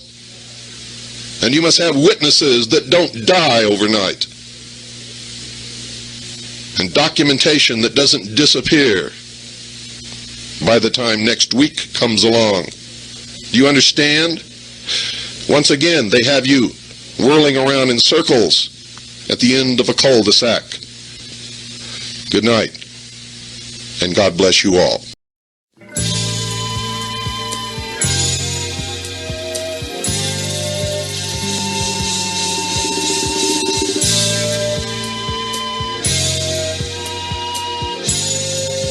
Hi folks, I'm Alan Watts, and this is Cutting Through the Matrix on the 17th of September 2017. Back in the 90s I talked about the system, the big system that runs the world, and through science and understanding of technique, which is used upon the public by, again, entertainment and news and authoritarian type newscasters and shows and things like that, how you're trained constantly. And as the system, and there is a system run by people who understand the system at the very top, because the world is vastly different from the way it's portrayed to the public. But this system often has to make changes to get other parts of its agenda through. And therefore, you find that things like morality are flexible in an advanced society. The moralities that we're given are the ones to suit the time for our masters, not for the people themselves. And it's the same with everything else too. Logic is another thing which is very malleable. Logic can be swayed. At least the conclusions that come out of logic can be swayed by depending on the information which is fed in and what you're given access to as well. But even when you find out that things make no sense according to what you're given to as fact or news or whatever it happens to be, how it's presented to you, even when you're given those ones, the reality doesn't quite mesh, often glaringly so, with the facts that you're given, then you know there's a big agenda at foot. And whatever facts come in to oppose it are going to be hammered mercilessly from the top and from all sections of particular agencies, societies, NGOs, etc., all on board with the same thing of bashing any other alternative to the story that the people are all told they must believe. And we find it more so today than any time in history for a long, long time. The big boys at the top literally have, and I'm not talking about your politicians, it's much bigger than them. Pretty well all politicians are compromised. That's why they're chosen. And you find even with the sex scandals in Britain and elsewhere, and even the squashing of investigations into them in some countries, you can tell right off the bat that these people are picked because they're compromised. Obviously. And therefore, they do what they're told by the powers above them that really own the world as far as they're concerned at the top. They own the world. And they do have this big plan, as I say, of using... But you see, we're a little different from the sentient cattle you would find in nature. We are sentient cattle, different from the cattle you'll find in nature. And we tend to notice things. And we grumble a lot too, as we're chewing the cud. The cud is entertainment. And if things aren't just... we can go along with iffy logic. Oh, well, okay, and we go along with that. And as long as we can go along with it, just go along with it, the big boys can get away with murder, you might say. Actually, sometimes literally murder on lots and lots of people. But what I'm getting at here is the fact that everything's been planned because we're slightly sensitive or slightly sentient and aware. It's been planned that we must all start to believe And what we're told by the Intergovernmental Panel on Climate Change, with all of its associated universities that had been involved in incredible scandals over the years. And they can get away with that too, because people's memories are so short. They forget all the scandals. They also forget that many of the people who are pushing this, who put forward to push it, and who are told to push it, by the way, because there's always a chain of command, they were the same people who were screaming about global cooling and the coming ice age in the 1960s. And howling how this socialist type technocracy must take control of all our lives to save the world. And now it's global warming, now they settle on climate change. And the whole thing has always been, it's all your fault. If there was no people on the planet, you'd have a deadpan climate all year round. How's that, eh? It's all your fault, this climate change. It's your fault that there might be heavy, heavy storms one year, and the next year not so many. You might get more rain one year and less the next, and it'll alternate here, because that's how it's always been. But no, it's your fault that happens. And this whole thing of the smear words we have today to shut people up are well understood and well known by the neuroscientists that come up with them all. Now they're calling them climate deniers. No one's denying you've got a climate, obviously. What they're really trying to get at is you're slammed with this nonsense if you just don't go along with the causes of changing climate that they tell you. And what they're telling you, it's all your fault. Anthropogenic climate change, it's all your fault. Even when they admit, and they have to admit after years and years of spraying us, that they're doing all this testing. They call this testing, this heavy, heavy spraying, geoengineering, and into the atmospheres. And we never have normal weather since they started this in 1998.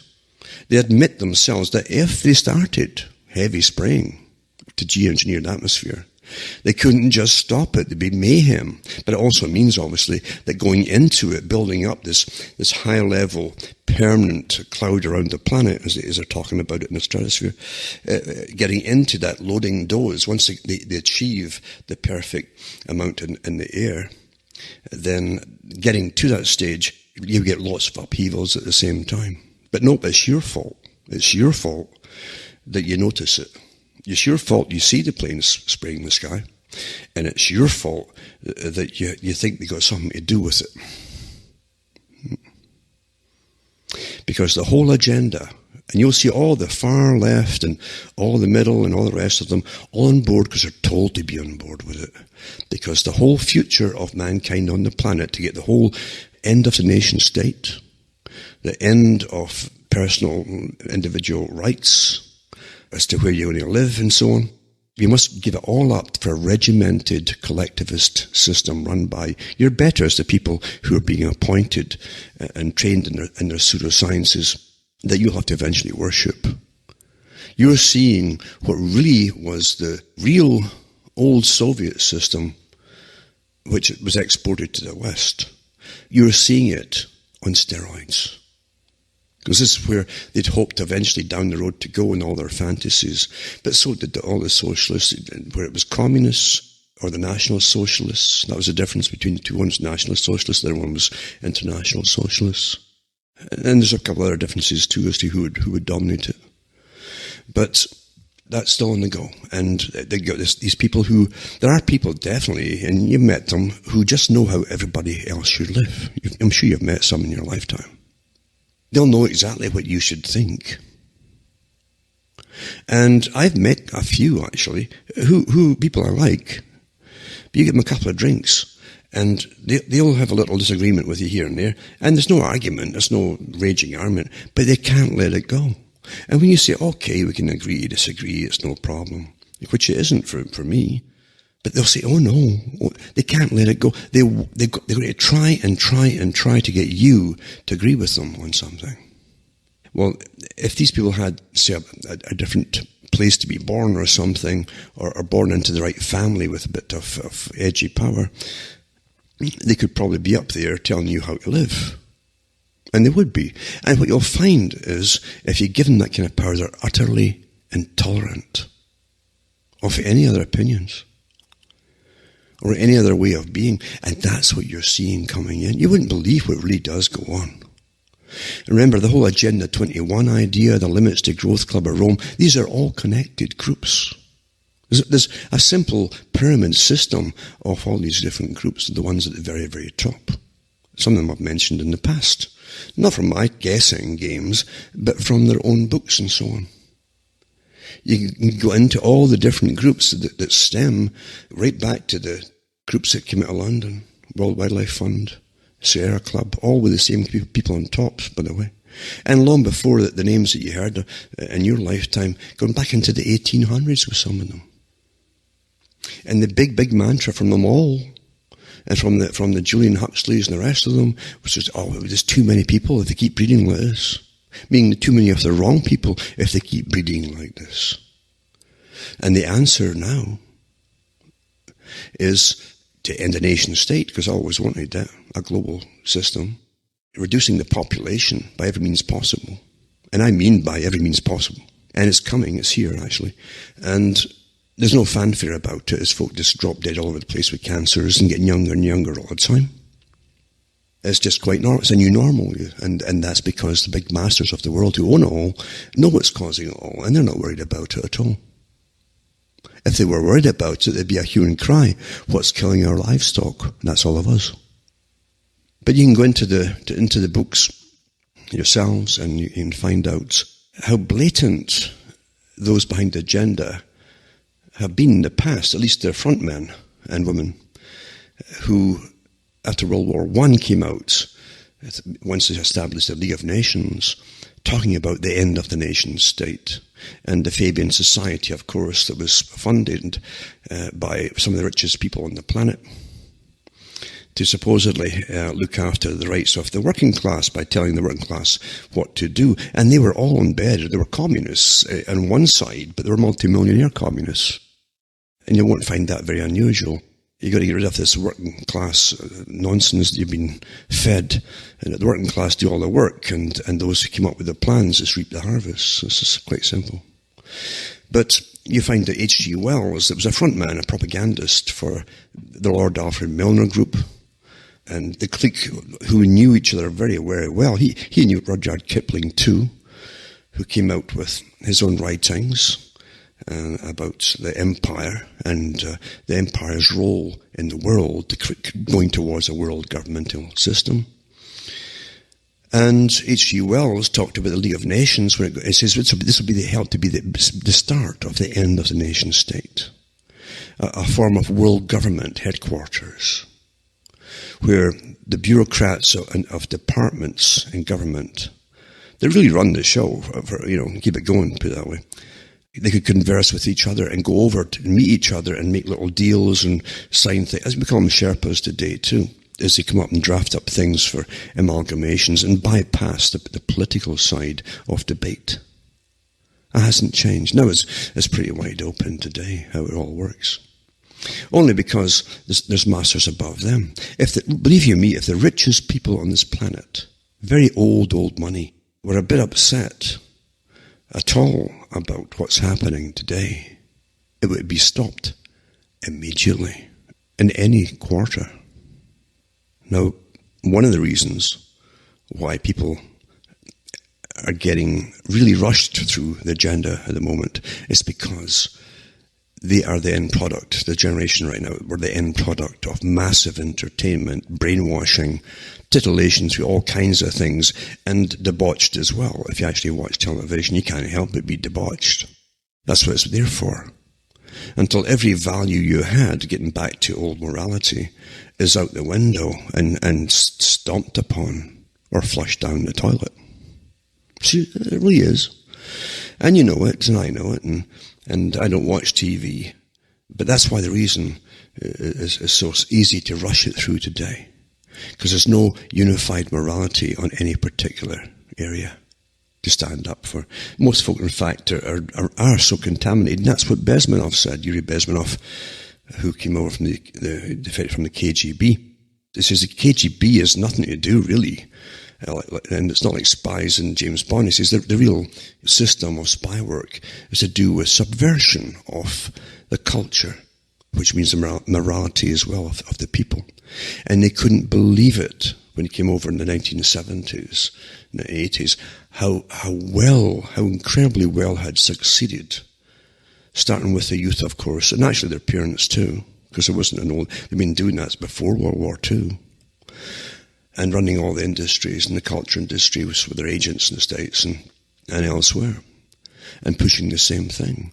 And literally, he said that once they're completely debauched, contaminated is the term they use. All sides use that term. Once it's happened, then people cannot stand up in a unified form to fight off anything, even an invasion. Think about that. That's why everything's happening today. And that's also why during the 90s and even before, you had all these movies in the early 2000s, all these movies coming out about a dystopian future with rubble everywhere in previously civilized places, people living in all kinds of rubble, a small minority living very well, and a massive army, all black-clad and faceless, that kept everything under their heel, basically. That was to be the future. And no one said, why are they churning out all these same type of movies, one after the other? Well, here you are, you're coming into it. Or terrorism. Remember, I read the articles from the so-called chiefs of different countries appointed for anti-terrorism, and they all said the same thing, because they all read the same scripts and are told to say the same things to the people.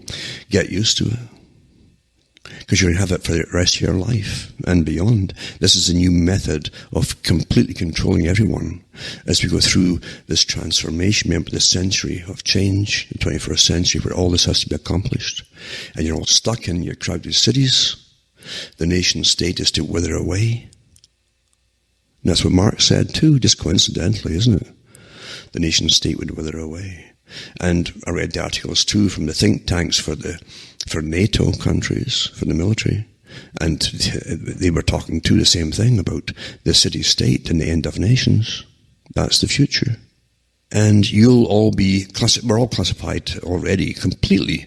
Everything, right down to folks' DNA now. I mean, they know it all too if you've ever had a blood test taken or samples taken by police or whoever happens to be, or given it voluntarily, or even for basically registering your children through the Freemasonry groups. And they're the greatest ones for getting the fingerprints of children and remember the Masonic chip for having the children's clothing chip and all that. And they're still pushing for it all to go even further.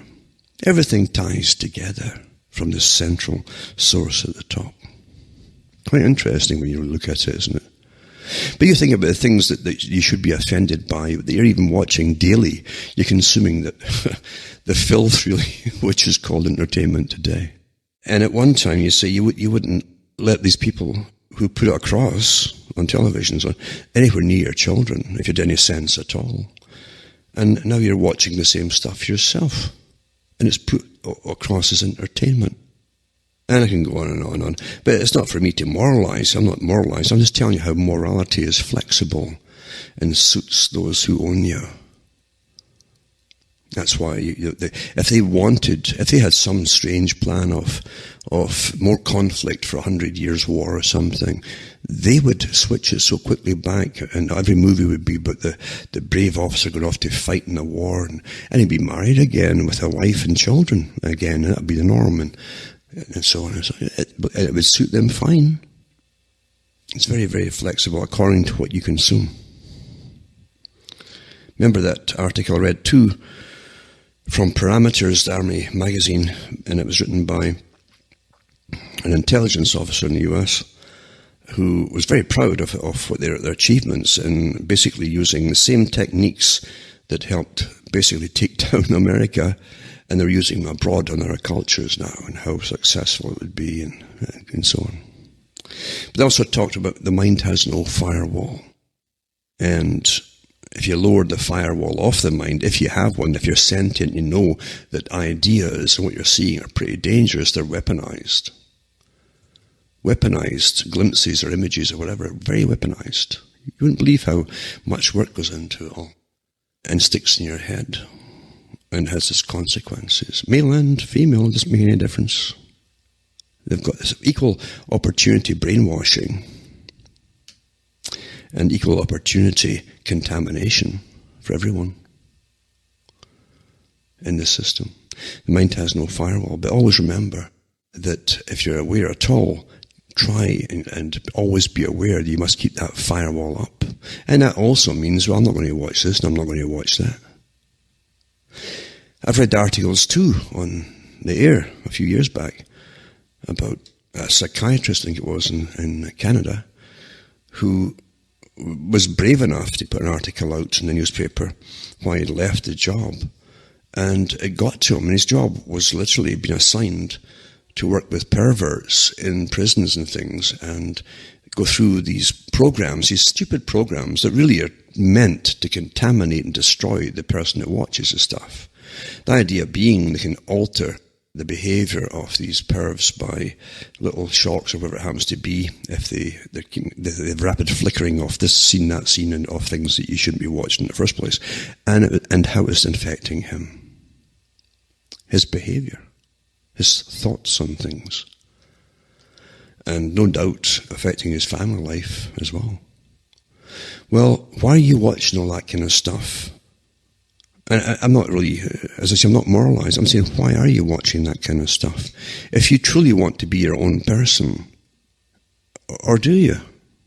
Do you want to be just a product where your masters are quite content and know all about you, know what you're watching and what you're into? Or would you rather be an individual? Now getting back into facts and how flexible they are today, depending on what facts you want to use. True science would use everything that comes forward presented as facts. But they don't. When you're only selecting what you want, it's for a different purpose. It's not science at all. And there are plenty so-called scientists out there who wouldn't be working, even sweeping the streets, if they couldn't get all the grants handed to them. And they're involved in political purposes. Of course they are.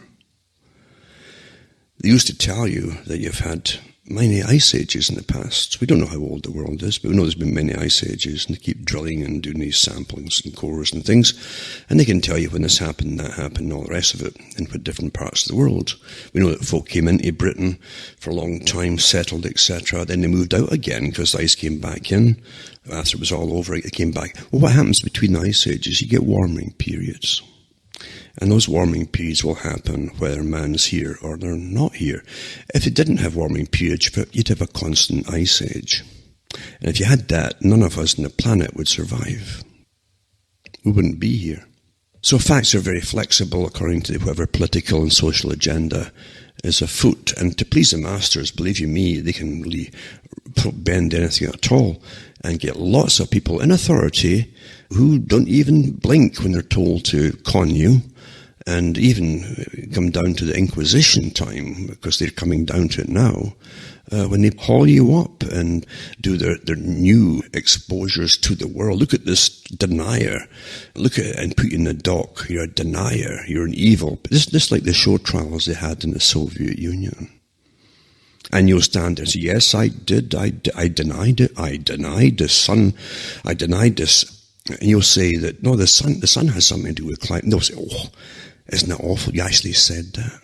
You actually said this. Oh, well, yes, I did. And then you'll say that you went down into the streets and the back roads, the poor areas, and you did debauched things with prostitutes and you picked up syphilis.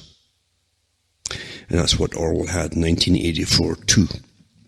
And just like Winston, you'll say it all. And you'll hang your head in shame. Absolute shame. After the torture. There'll be lots of torture too. And they'll really throw the book at you. And if they could bump you off, like they did in the Soviet system, and they still do in other communist systems, then, that's a warning to everybody else. Don't use your own common sense. Whatever you do, repeat what your bosses and your masters tell you, or else. And it just shows you how wrong those old Egyptians and everybody else was. because they thought the sun had a lot to do with it too, of warming the planet. But nope, it's not true. Now you know. Mind you, if it suits them to change it again in the future, they'll do that once again. And they'll never mention that they taught you to believe that it had nothing to do in this particular generation, you see. This is how it's done, guys. See, truth has nothing to do with how you're ruled. Never had, actually. Really never did have anything to do with that.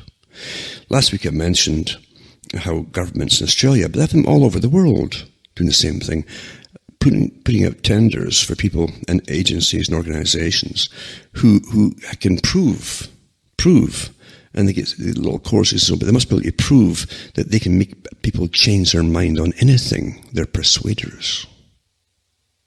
Going door to door to get out of the car. It may feel bad. Aren't you ashamed? Aren't you ashamed that a little kangaroo down the road there might not get born because you're driving your... Do you understand? The population of Australia is pretty small. The size of the continent is huge. And it's mostly deserts and so on too. And it's going to be that way whether you stop driving your cars or not. But again, reality has got nothing to do with the topics anymore, eh? Just do what you're told, obey, and I don't think there's even a comedy or anything you watch on television that won't have all these little things stuck in there to make sure you start repeating it all. And you do. You do. Sad that we're like animals in that respect. As Bertrand Russell says, repetition, repetition, repetition. And you eventually start repeating the same terms. Remember, the masters at the top always give you the terminology to use. Have you noticed that? Always do. And that's how they can win arguments and even stop arguments from occurring, by always managing the conversation. You manage it through the terminology. You can get self-censoring terminology. You start to reply to something, and if you're using their terms, it automatically brings you into a loop where you just come to a dead stop. Very clever, though, but well proven, too, by the behaviorists. Now remember, as I said before, the nation-state was to wither away. And all the big organizations are put out there to put forth all the topics you're supposed to think about. And it also tells all those in politics and bureaucrats, here's the agenda. Don't say it's agenda, but you know it's agenda. Just go along with it. And put out by all the different, big foundations, the big front foundations, the multi-billion-dollar foundations that run all the NGOs and think tanks galore and every particular... And you don't elect them in, but they run you on behalf of their masters. And here's an article here, and it was from the World Economic Forum, this other private organization. Again, it's, you don't vote for them either. And they keep coming from their think tanks, just stacks of stuff for the next year and all that. Cities, not nation states, will determine our future survival.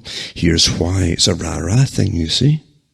It says nation states are looking increasingly outdated. They're outdated, you see, and even dangerous. Some of them are outright belligerent and threatening catastrophic war. Which ones? Well, some nation-states are exhibiting neo-imperial tendencies. Neo-imperial, eh? Most are waning in power and influence. The 369-year experiment in nation-building is coming unstuck, with most nation-states failing to deal with the major global challenges of our era, including climate change. There you go again.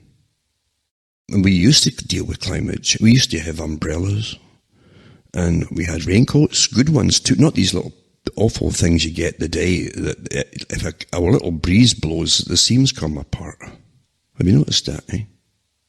And when it was hot, we just wore shorts and stuff. And anyway, forced migration.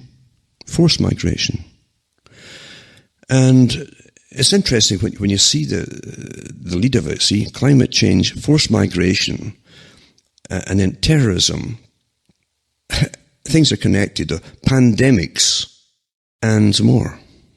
Interesting, too, that there's actually clusters of... I could go on, even with when I read it, like the pandemics are happening.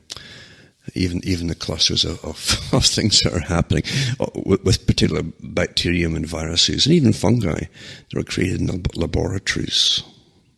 It's really amazing what we're living through. But again, all they have to do at the top is never admit to it. Yes, it can be done, but never admit to it.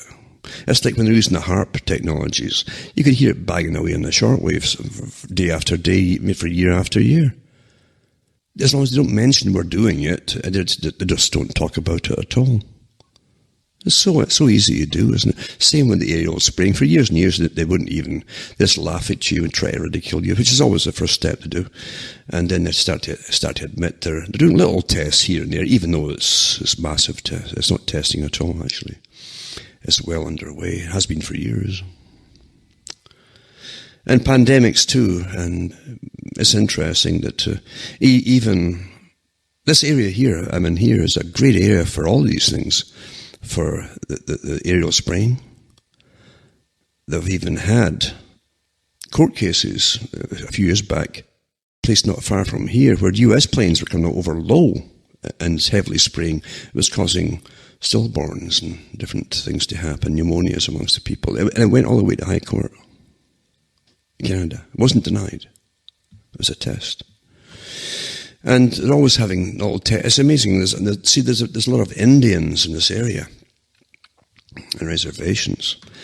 I think it was last year they had, maybe the year before too, they had all these sudden mysteries across all these hundreds of miles of Indian children suddenly having these little spots in their faces and across their body, and eventually they put it down to some kind of strange fungi, And there's no more, and it's hushed up again very quickly. And then we have an instance just this week, I think it was, where a cluster of children down to Little Current Way, or a cluster of them, say, have come down with this awful thing that's pretty deadly, believe you me, and you can believe me, of blastomycosis. And it's just a mystery again why this strange blastomycosis is affecting animals and children and adults too. Or it might be some strange little kind of wet area, small wet area, and all this kind of stuff. We've had years of pouring rain here with all the heavy spraying that we get now, and that's old stuff. And so much so the fungus in the trees, I think 2 years ago, was just incredible. All around the trees, this isn't just the fungus you see coming from the north, etc. It doesn't matter. I say facts don't matter anymore, because the big boys at the top just lie all the time. But people are getting, so again, pandemics of what? And then you go into these things, and some of them were developed going back into just pre-World War II, into World War II, for various purposes. It's quite amazing when you get into it, really into it, isn't it? Oh yes, we can do these things, but we're not doing it. And the general public will think, oh, they'd never do that to us. That's the way into the mass grave. Oh, they'd never do that to us. If you can go back in history to all the peoples that have said that in the most horrific times of the 20th century in different countries, they'd never do that to us. Aye. Anyway, cities, not nation states, will determine our future survival. To start, half of humanity currently live in sharp contrast to most of human existence, when less than 1% of the global population congregated in settlements. And it goes on and on and on. 2/3 of the world's population will be urban dwellers by 2030. Today's cities power over 2/3 of global GDP. That's because they make nothing. They just print up money. It says they're the marvels of innovation, because they don't make anything at all, do they? And engines for prosperity. The whole prosperity kick, believe you me, is very short-lived. Just to get the agenda through. And money will keep getting printed as long as they're on this part of the agenda. And it says the cities are often plural and cosmopolitan, while nation-states are closed, nativist and parochial. Then they go through the global the new coalition called the Global Parliament of Mayors is also urging cities everywhere to take advantage of the devolution revolution. Do you know you're electing your mayors so they can get rid of your little area and your country? Did you know that? So all the links on this article here, the new urban agenda, united cities and local government, and so on and so on. And then global Covenant of Mayors for Climate and Energy. See, they're all every agenda, all these little psychopaths that want to get on and do whatever they're told. They will do whatever they're told, and they'll say what they're told to say. To be good to their masters, and their masters are not the people who think they elect them in. It's not you. This is, it brings together more than 7,100 cities across 119 countries to take practical steps to harness the power of renewables. And so on it goes. It goes on with the meeting in Davos, etc., and the TED 2017. All these things created by the masters at the top. All of them are. As I say, there's a pyramid and there's a capstone at the very top. Yep. And then you have this one here, and it's to do with, well, the same kind of thing, really. It says, populism is poison. Plural cities are the antidote. Same term again. Plurality, you see. Plural cities are the antidote. They don't want populism. And actually, they're bashing Trump as well, and so on. And this article here gives the global agenda and cities and urbanization and global governance. Yeah, all the stuff that the Chatham House and the CFR and Royal Society of International Affairs have created for us to believe in, you see, and help to manage. And they go on about watch the politics of fear and rebellion of the forgotten from the World Economic Forum's annual meeting. It gives you the whole news brief there, basically, a link again. And global anxiety is feeding the growth of nationalist movements. I'll tell you, the reason for that is that people know from history, people with a bit of memory, in just common sense, they can sense it actually. If you can't go to people who are governing you in very basic, and when I say basic, they're essential needs for you and others around you. If you can't go and meet those people and they're over in some other nation somewhere, running a whole bunch of other nations, you are way down the totem pole, and what you say doesn't matter. And everybody knows that. Everybody in the EU knows that now, the European Union. No. With this runaway super Soviet. And that's what they called it, remember? A lot of the old dissidents from the Soviet Union who were in prison, they came out and said that this economic union, which is not meant to be a democratic system, is run by this private, kind of secretive organization at the very top. The politicians down below, it says, literally have no power to do anything or change anything. The commissars above them are the ones who don't know. And the folk can't even find out who they are. So these dissidents said that this is the real Soviet, who wanted for a long time to have the whole of Europe as one. Anyway, it gives you the economic roots of populism, and it says, and of course that's because free trade is taking all your work away from you too. And it says, we've seen the merger of ultranationalism and right-wing populism before. It did not end well. The world's again entering a period that is easily recognizable as pre-authoritarian and fascistic. Pre-authoritarian. So authoritarian is good, eh? And the stakes could hardly be higher. The future of liberal democracy hangs in the balance as it did in the 1930s. National populism stages during times of economic volatility. The latest wave is a byproduct of the appalling excesses of financial capitalism, culminating in the housing disaster of 2008. It was more than a housing disaster, it was a complete racketeering. And it's aftershocks that continue to this day, and the political backlash is now being felt. No, it's not. There's only one group runs the world, and they're on all sides at the very, very top. You know that. Of course you know it.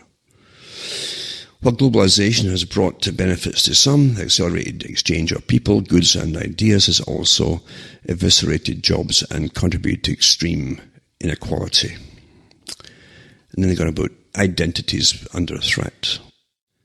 This is urban and rural populations are increasingly worlds apart. Well, that's a history lesson in itself, because you can go back to the rulers of Rome and the senators and how they're going to, well, eventually people would rise up once in a while and eliminate some of them, because these people would take the land off the people under different guises too of the time. And then you find out the same senators end up owning it all themselves for peanuts. It's always the same kind of thing. Behind all big movements, there's those at the very top, who own it all. They end up owning more and more and more. There's always economic factors at the very top of everything they tell you to believe in. And I mean to believe in, because it's all a belief system, isn't it? I'll put these articles up. And then another one too, how cities are rewiring international affairs.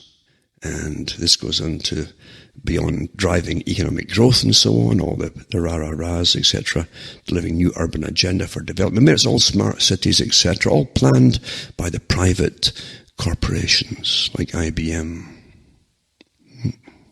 Smart cities. It's all planned. I mean, there's no debate about it, you'll notice. All you've got is the rah-rah pro-believe in it. Isn't it wonderful? Articles. Another one too is the UCLG, United Cities and Local Governments, represents and defends the interests of local governments on the world stage, regardless of the size of the communities they serve. They're headquartered in Barcelona, and the organization's stated mission is to be the united voice and world advocate of democratic local self-government, promoting its values, objectives and interests through cooperation between local governments and within the wider international community. And then when you read it too, it's not what you would think it was either. These are all the furthest left you can imagine. The big boys at the top are using, at the moment, the far, far left. They actually were, I've gone through the articles before, and even the books in years gone by of those in the Milner Group, which became the Royal Institute for International Affairs, Council on Foreign Relations, and now a whole bunch of other groups. Most groups all come back to these guys. If you don't know that, all completely interrelated.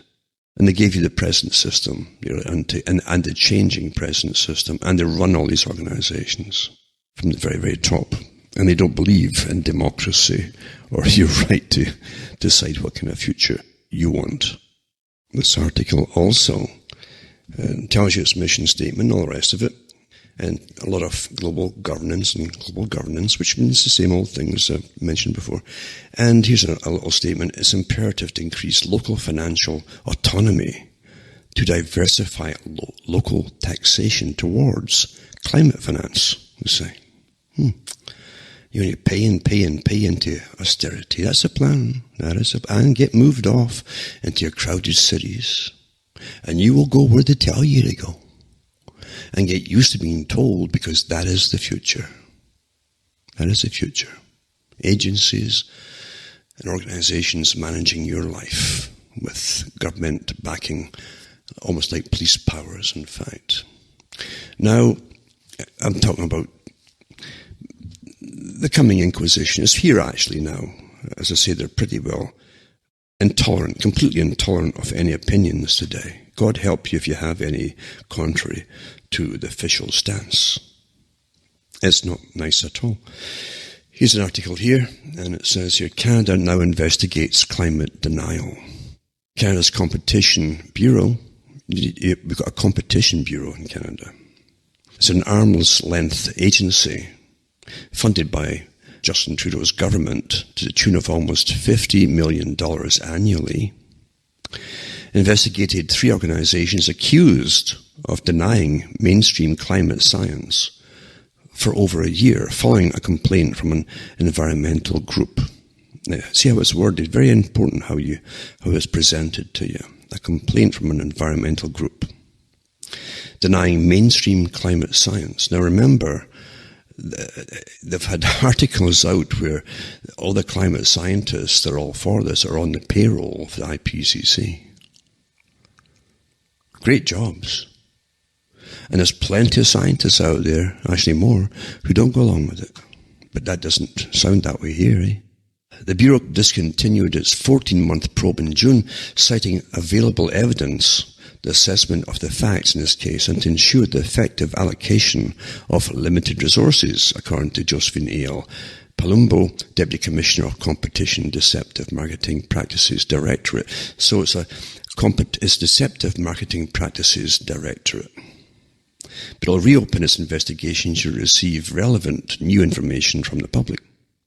The complaint was filed by the Eco-Justice, it's called Eco-Justice Group, on behalf of 6 prominent Canadians, including former Ontario National Democratic Party leader and United Nations ambassador Stephen Lewis. He's made his career basically on this as NDP leader and UN ambassador. Canada's very, very big with in and out of government and United Nations. Very big on that. Actually, very big even in creating the United Nations. Anyway, so it accused three groups, Friends of Science, the International Climate Science Coalition and the Heartland Institute, of making false and misleading claims about climate change, including that the sun is the main driver of climate change, not carbon dioxide, and that carbon dioxide is not a pollutant. How can it be a pollutant, though? If plants need it, and everything else on the planet needs it. All greens do. But again, that's getting into the crazy debate, isn't it? And you're not supposed to have any kind of debate on it. It's just you've been told what to believe, and that's it. And if you don't believe it, and remember, this is well-named Inquisition time, because this is down to what you believe. And what you believe for the conclusion you're going to come to on whatever side you want to join. And it's so important, as I say, that this whole agenda gets through. It's now treated like heresy. They've actually used these terms too, like climate heresy. And it really, but again too, the whole movement was created to take on religious connotations and religious appearance. That's what Gorbachev talked about. Mikhail Gorbachev, who created his Green Cross group, of course, he was a socialist. He kept saying he was still, and this was a great socialist idea he was head of. And they would make a religion out of this whole saving the world idea and the greening of the planet. A religion. And here it is. Now it's basically an inquisition. When it launched its complaint in December 2015, Ecojustice told National Observer it would press the Commissioner of Competition to refer the matter to the Attorney General of Canada for criminal charges against the denier groups. Isn't that awful? I mean, imagine the money the taxpayers have paid for this.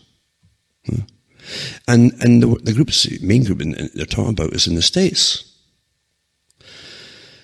And then in response to the Competition Bureau discontinuing its probe, Calgary-based Friends of Science said on its blog that the Competition Bureau is a very important enforcement agency.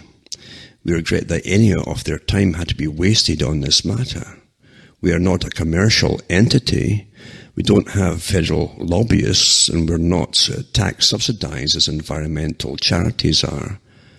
And we do not represent any industry. And it's true enough, all these charities, so-called charities on board with this whole thing, they tend to be, and they're heavily subsidized. They're massive pressure groups, left-wing pressure groups is what they are, for the whole socialist world agenda. We know that. Of course we do. And it's not that anybody wants to destroy the world, of course not. This is a big agenda to change the entire way that you live, right down to, not the distant future, who will be allowed to breed children. That's all part of it. Read their older books. The older books are awfully important. Never changed. It says that in May 2015, Advertising Standards Canada, the voluntary industry group that does not enforce its decisions other than through public suasion, ruled, following 96 public complaints, that 2 Friends of Science billboards in Montreal stating the sun is the main driver of climate change, not you, not CO2, contained categorical and unequivocal claims that could not be supported by the preponderance of current evidence on the matters in dispute, and omitted relevant information, namely a number of factors have led to climate change, of which the sun is just one. And so here they are, they're going to try to prosecute people. Now, this is a warning too to everybody else, obviously. And it's amazing when you read the people, look at the people who are on this board who brought the claim against, against them, with Stephen Lewis and others there too. And look at their careers. Look at their careers. And it's like a religion. And ambassadors to religion bashing another religion. and getting the force of the government to back them up. I mean, that is basically the Inquisition. Literally, this is the Inquisition time, when you are in trouble for voicing your opinion. That's the scary part of all. Because we're well on the way, and different areas too. You all know this. All of you know it. We're well on the way to this in different areas of life. Do you believe that? Do you believe this? Do you believe that? What's your opinion on this or that? You know? I'm telling you, you're going to be so careful today, because this is truly Inquisition time for those. You're post-democratic, remember. The Club of Rome said that. Didn't work. Not anymore. It worked before for them, for the masters of the world, but not now. They're in a hurry now. Another article, 2, breaking Eco-Justice files complaint with Competition Bureau against climate denial groups. There you are. And prominent Canadians did it, but they're all involved in the same. I mean, it truly is one group who are funded and all the rest of it, and they know their agenda. One group bashing other groups and getting the force of government to pay up money to try to prosecute them. You cannot have that in an open, democratic society. You're in trouble when you do. And the very fact it's happening at all shows you're already in trouble, where they can go ahead with it or not. And to show you the people who are in these particular groups, this one too, calls to punish global warming. Skepticism as a criminal offence have surged in the aftermath of Hurricane Harvey and Irma, but it hasn't discouraged climate scientists like Judith Curry, a retired Georgia Tech professor. She argued on her Climate Etc. website that Irma, which hit Florida as a Category 4 hurricane on Saturday, this is from was fueled in large part by very weak wind shear, and that the hurricane intensified despite Atlantic Ocean temperatures that weren't unusually warm. This is the kind of talk that could get policymakers who hate her research hauled before the justice system if some of those in the climate change movement have their way. Climate change denial should be a crime, declared the September 1st headline of the Outline, Mark Hertzgaard. Outline, I guess, a magazine or something. Mark Hertzgaard argued in September the 7th article in The Nation, titled "Climate Denialism is Literally Killing Us," that murder is murder and we should punish it as such. The gloves are off now for the whole agenda. But it's important, I must use this. Everyone's being put on the idea of this to get the whole world to change its ways, everybody to move off the country and live where they're told and eat where they're going to eat, told to eat, not be meatless, etc. They've already said that too. All these things get the whole agenda through. Don't have children, etc., etc. Yep. So I'm not kidding you about that. And then Stephen Lewis and New Democratic Party, etc., which people often said is left of Marx. They made a great career, definitely, and now of the right positions. Everybody likes him. Everybody who knows him likes him. But he's completely on board with the whole globalist new agenda. Completely.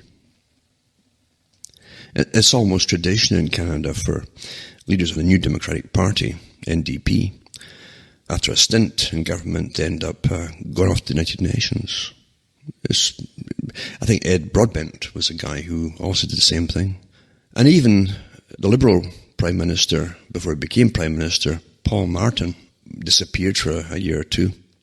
And he happened to be working in the United Nations at that time too. And then when Chrétien retired, Martin just moved straight in without getting elected. Musical chairs, that's what it is. But they do serve the masters very, very well, and they're well taken care of. Everybody who serves the masters at the top are well taken care of, believe you me. And they'll do whatever they're told.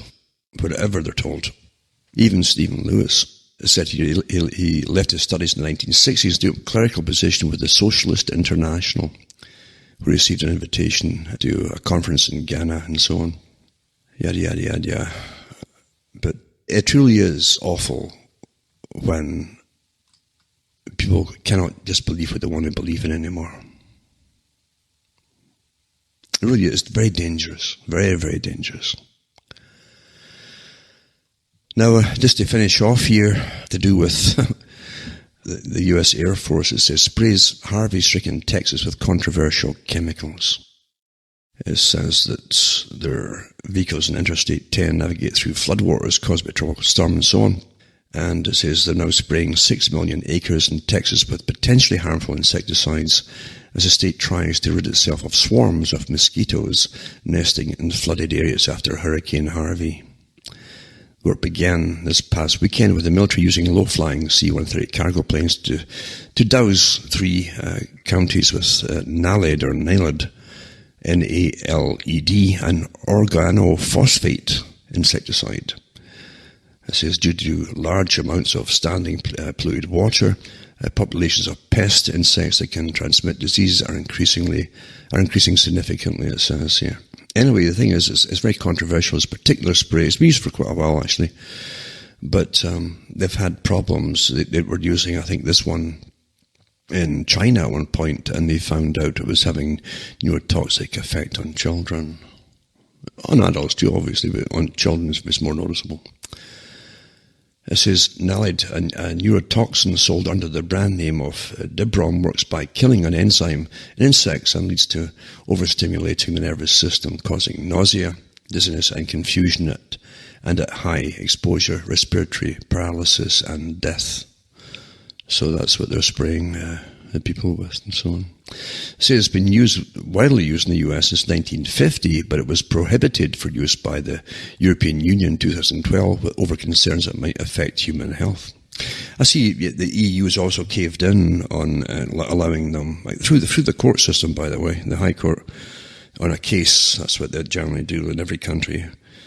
They're now allowing them to plant their GM corn and all the rest of it too. So that's wide open now. The big boys always get what they want, don't they? The big corporations, the monopolies.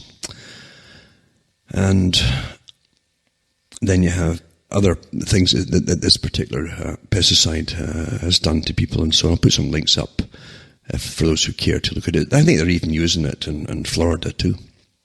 And they've done it there before as well. Also, U.S. Air Force is spraying 6 million acres with chemicals in response to Harvey. Another article. It's quite interesting, really, all the different things that go on, isn't it?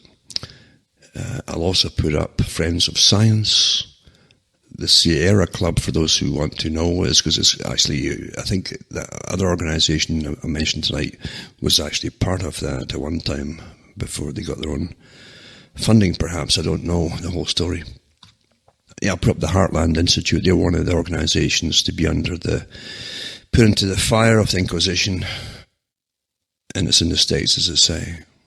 And then another fellow who was getting, I don't know if they'd still brand. It's interesting too, under the new Inquisition, if they'll just use little chips in your brain, so you walk into the dock, just like they did almost in how they looked, I should say, in the show trials in the Soviet Union, with the blank expressions and like the zombies. As you would too, after lots and lots of torture and no sleep at all. But they won't do the torture with you. In their civilized societies, they'll probably put chips in you and give the right kind of drugs. Maybe if they use chains at all, they'll be plastic. Biodegradable. None of that nasty, heavy metal stuff, that rusts and all that, and you have to get disposed of. No, this stuff will last long enough until you're gone, basically. Biodegradable under the Inquisition. It really is becoming a frightening time to be alive within countries that at one time were really good countries. But you can see it across the board today. The complete intolerance of anybody with an idea of their own, and who's not fanatical about making sure everybody else believes it either. These characters are fanatical to make sure you do repeat what they tell you to repeat, and that's where it's all going. And that's a sad time to be alive, because it's a frightening time. For myself, Alan Watt from Ontario, Canada, it's good night. May your God or your gods go with you.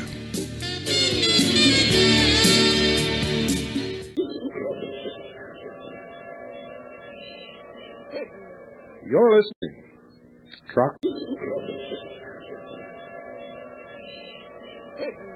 You're listening to the Hour of the Time. I'm William Cooper. Well, folks, it is absolutely amazing. Truckman's at it again. Oh, yes, folks, I'm going to read you an article from this issue of Veritas. The reason I'm going to do it, it will become obvious to you right off the bat. And then maybe you'll get your heads together. You see, we had reports this afternoon from scared people all over the country that a great army was coming from the state of Washington to attack Montana. And that 2 congressmen of Montana had resigned and left Washington and were on the way to Montana because of this invasion. Well, we checked with Washington. Nobody has resigned. Nobody. We were listening as the radio programs went along, and the same person kept appearing on different radio programs throughout the afternoon and evening. The story changed from resigned to, coincidentally they're coming back on the same plane, and that's never happened before, so it must mean we're being invaded. I got one word for you, John Trockman: bullshit. I want to read to you one of our stories from this issue of Veritas. And I want everybody out there to pull their head out of the orifice and start thinking correctly. This is from page 9, I believe. Militias and patriots terrorized in joint United States and British PSYOPs exercise exclusive to the Kaji News Service. Confuse and decimate, divide and conquer, the core strategy of kings and generals from the beginning of man's manipulation of humankind right up to the present day. There are no leaks, no vacations were canceled, no leaves were recalled, rumors abound. March brought stories of a planned attack by federal agents and military forces upon patriot and militia organizations. The tales spread like a prairie fire in a brisk wind, fueled by phone trees and reams of fax paper, the gasoline of the militia of Montana and the Patriot Fax Network. Cinders wafted high upon a fool's breeze, searching for tender ears to burn. Calls bombarded radio talk shows. Airwaves were rife with speculation and predictions of Armageddon on March the 24th and 25th. The smoke from these fires was fear. It hung low to the ground and gathered in pockets, clouding minds and affecting judgment. It stank. The craziness reached its zenith, a conflagration, when a respected publication, Strategic Investment, Volume 10, Number 4, dated March 22, 1995, printed the following 2 paragraphs in the column Behind the Lines by Jack Wheeler. The slaughter of dozens of women and children in Waco by government stormtroopers under the command of Field Marshal Reno may pale in comparison to what has been planned for late March. A nationwide BATF-FBI assault on private militias as the prelude to a possible declaration of martial law throughout the United States. All leaves and vacations have been canceled for BATF-FBI personnel and for various state police and National Guard, such as California's. The Army's infamous Joint Task Force 6, which did the training for Waco, has been training BATF jackbooters with Bradley assault vehicles at Fort Bliss, Texas. Government agent provocateurs are set to plant fully automatic and heavy weapons like rocket launchers on the property of militia leaders. Every militia in the country, and there are dozens, many of which are well armed and well led by former or even active duty officers, is on a state of red alert. Should Reno be stupid enough to actually attack them militarily, there is going to be a lot of blood. The established media is programmed to immediately thereafter thunderously bellow for nationwide gun confiscation and even martial law. The Senate Armed Forces Committee has been alerted and is questioning key defense and justice people behind closed doors. Hopefully, Reno's Waco can be stopped in time, but that it was planned in the first place should be a sobering lesson as to what a horrifying event liberalism, the political philosophy of the administration, and the Democratic Party has been converted into a close cousin of fascism. The editors of Strategic Investment include Knight Templar, the Right Honorable Lord Rees-Mogg of England's MI6, and Knight Templar William E. Colby of the Central Intelligence Agency, amongst others. This publication and several others, Soldier of Fortune comes to mind, has been used several times in the past in this manner. You could say that strategic investment is an asset to the company. Without the ability to gather and assess this kind of information, the sheeple went berserk and insanity became the rule. A few of us shoveled reason onto the flames, valiantly trying to put them out. Reason failed. If this is the response of patriots and militia to obvious rumor, and it is, what does it tell us about our leadership? What have we taught the enemy? What can we expect from the militia if we have to fight? How will we respond in the future? As an ex-member of Naval Security and Intelligence, the Office of Naval Intelligence, ONI, the intelligence briefing team of the Commander-in-Chief of the Pacific Fleet, with the Secretary Naval Enlisted Code of Internal Security Specialist 9545, I can assure you that this was a planned psychological warfare exercise produced by several counterintelligence organizations of the United States government in full cooperation with British intelligence. You will remember they worked together to accomplish the Waco Massacre. The primary mission was to create terror in patriots and their families.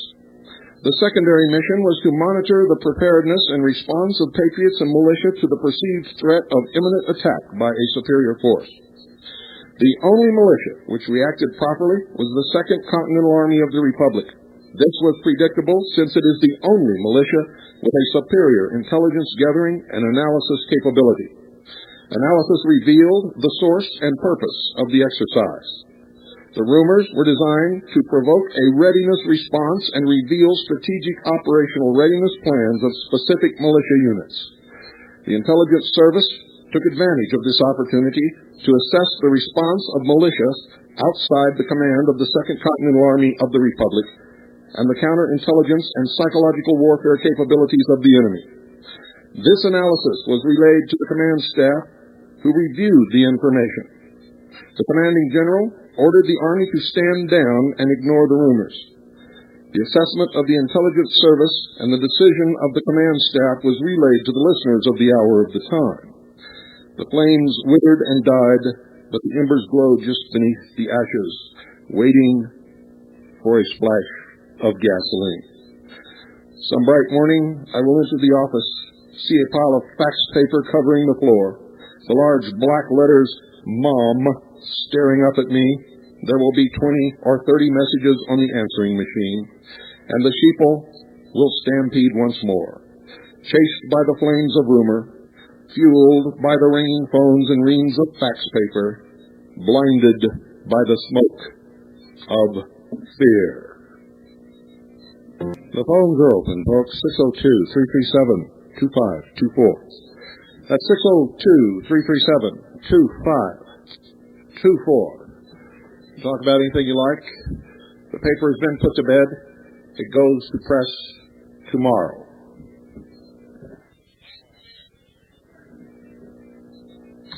Good evening. You're on the air. Hello, this is Jeffrey from New Orleans with an update on HCR 13 in Louisiana. Great, Jeffrey. Let's hear it. Okay, the state of Louisiana legislature is doing the Pennsylvania two-step. They have adjourned for the weekend after having debate yesterday. Birch Society members and other groups, libertarians, constitutionalists, etc., have bombarded the legislature with heavy lobbying to the point that Pepe Bruno and his people were trying to get on the air to try to mollify the opposition, but they failed in New Orleans heavily. Other parts of the state are really pushing on the legislatures, and we're going to have to wait next week till the final results. Great. The headline story in this issue of Veritas concerns the council or the conference of the states, and it's really going to open a lot of eyes. So your Oregon beat it yesterday. That's correct. So we're going to keep on seeing what happens in other states, but so far they're really hitting a stonewall in Louisiana. We'll see what happens next week. Okay, we got to hit Indiana now. Indiana is the hot spot, folks. If you live in Indiana, you've got to start pounding on your state legislators' desks and on the committee members' desks, and you have to send faxes and phone calls, and people tell them what you think, but be polite. Also, in this issue of Veritas, you'll find a clip-out that you'll all want to use in this battle. Will give you a lot of strength. Thank you, Jeffrey. Thank you. Good night. 602-337-2524 is the number. That's 602-337-2524. Good evening. You're on the air. Good evening, Bill. It's Tom from Indiana. Hello, Tom. I had a couple of questions for you. I've been rereading the protocols in your book, and there's something in there that didn't sit well with me, and that was that if the protocols were supposedly written in the time around the late 1700s, it's been written and revised and all kinds of things. Okay, so the thing that it was converted into a play at one time. It's the references to Marxism and Darwinism, yes, obviously didn't occur till the 1850s. That's right. And so you're saying that that's part of the revision process. Oh yes. Okay. It's been revised many times. The first knowledge of the protocols of Zion, it really should be Sion, S-I-O-N, instead of Zion. And anybody who reads it, who understands the Jewish people and their religion and their culture, will see instantly that it was not written by the Jews. Obviously. But it has certainly been used to persecute the Jews. The first instance of any recorded knowledge of any portion of the protocols was when the Bavarian Illuminati was discovered to be plotting against the monarchs of Europe and was, in fact, destroyed. They found complete passages verbatim from what we now know as the Protocols of the Wise Men of Zion. It really should read the Protocols of Wise Men of Sion, and it does not have a Jewish origin. Would you say that it's possible that the writers of that might have also been people known as the sons of Cain, or would you? Oh, absolutely. You see, one of the things that's really will strike you when you get into this is that the main battle seems to be a religious one between those who believe in the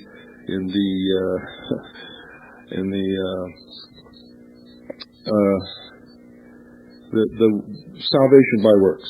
Right. Okay? The other ones are the salvation by faith. In other words, between water and fire. One of the goals of the secret societies that they have professed is to pour or cast what they call the molten sea, which is the mixture of the two into a homogeneous substance where they will be able to live together compatibly, and Lucifer will then be the king. Well, not only the king, there will be a reconciliation between Lucifer and Yahweh. Okay? Now, folks, I'm explaining something to you. It doesn't mean you have to believe it. It doesn't even mean I believe it. It's just what I've learned. Right. Okay? You know me. I don't like to preach religion to anyone. I believe, and I'll tell you why, because a lot of people ask me, well, if you're a Christian, how come you don't spread the word? Well, I think God gave us all a free will choice for a reason. And if you force someone to say that they believe something, because that's really what you're doing when you force someone. You see, they really don't believe it. They'll say they believe it to get you off their back, or to get special favors, or to get you to quit beating them.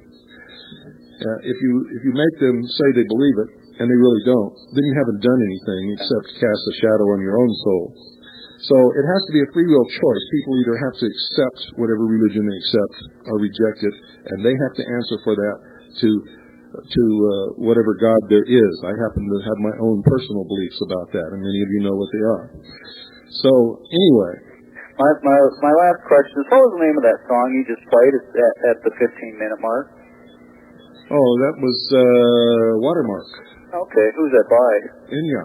Okay. I liked it. I wanted to find out what it was. Last night I asked if anybody knew what kind of music this was, and nobody called today, left a message or anything, but do you know what kind it is?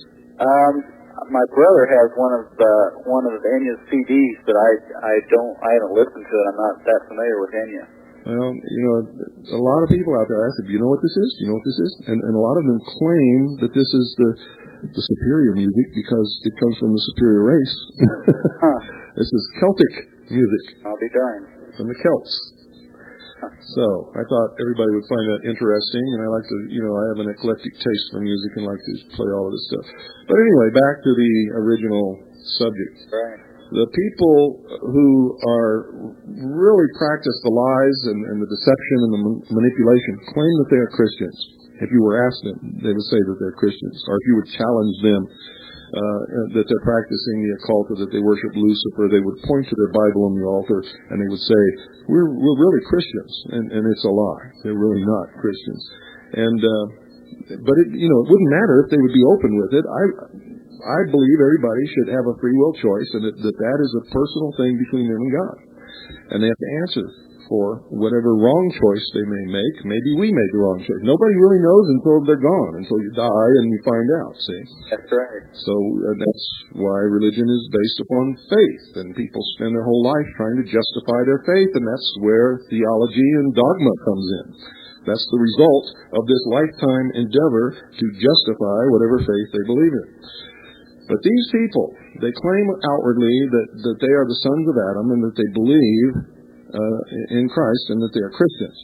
The truth is, in secret, they openly admit that they are the sons of Cain and that their God is Lucifer. Yeah. Well, that I have never taught to any of them, but reading the protocols and having studied the Bible somewhat, it became obvious to me that that's who was probably doing the writing in those protocols there. Yes, and it would surprise you to find out that it has more of a Christian-based origin than anything else. The thing that was really a tip-off to me was the fact that they do not imbibe alcohol. Yes. And if you look at the 35th chapter of Jeremiah, I don't want to turn it into a Bible study, but there's also reference to that in the Bible. Right.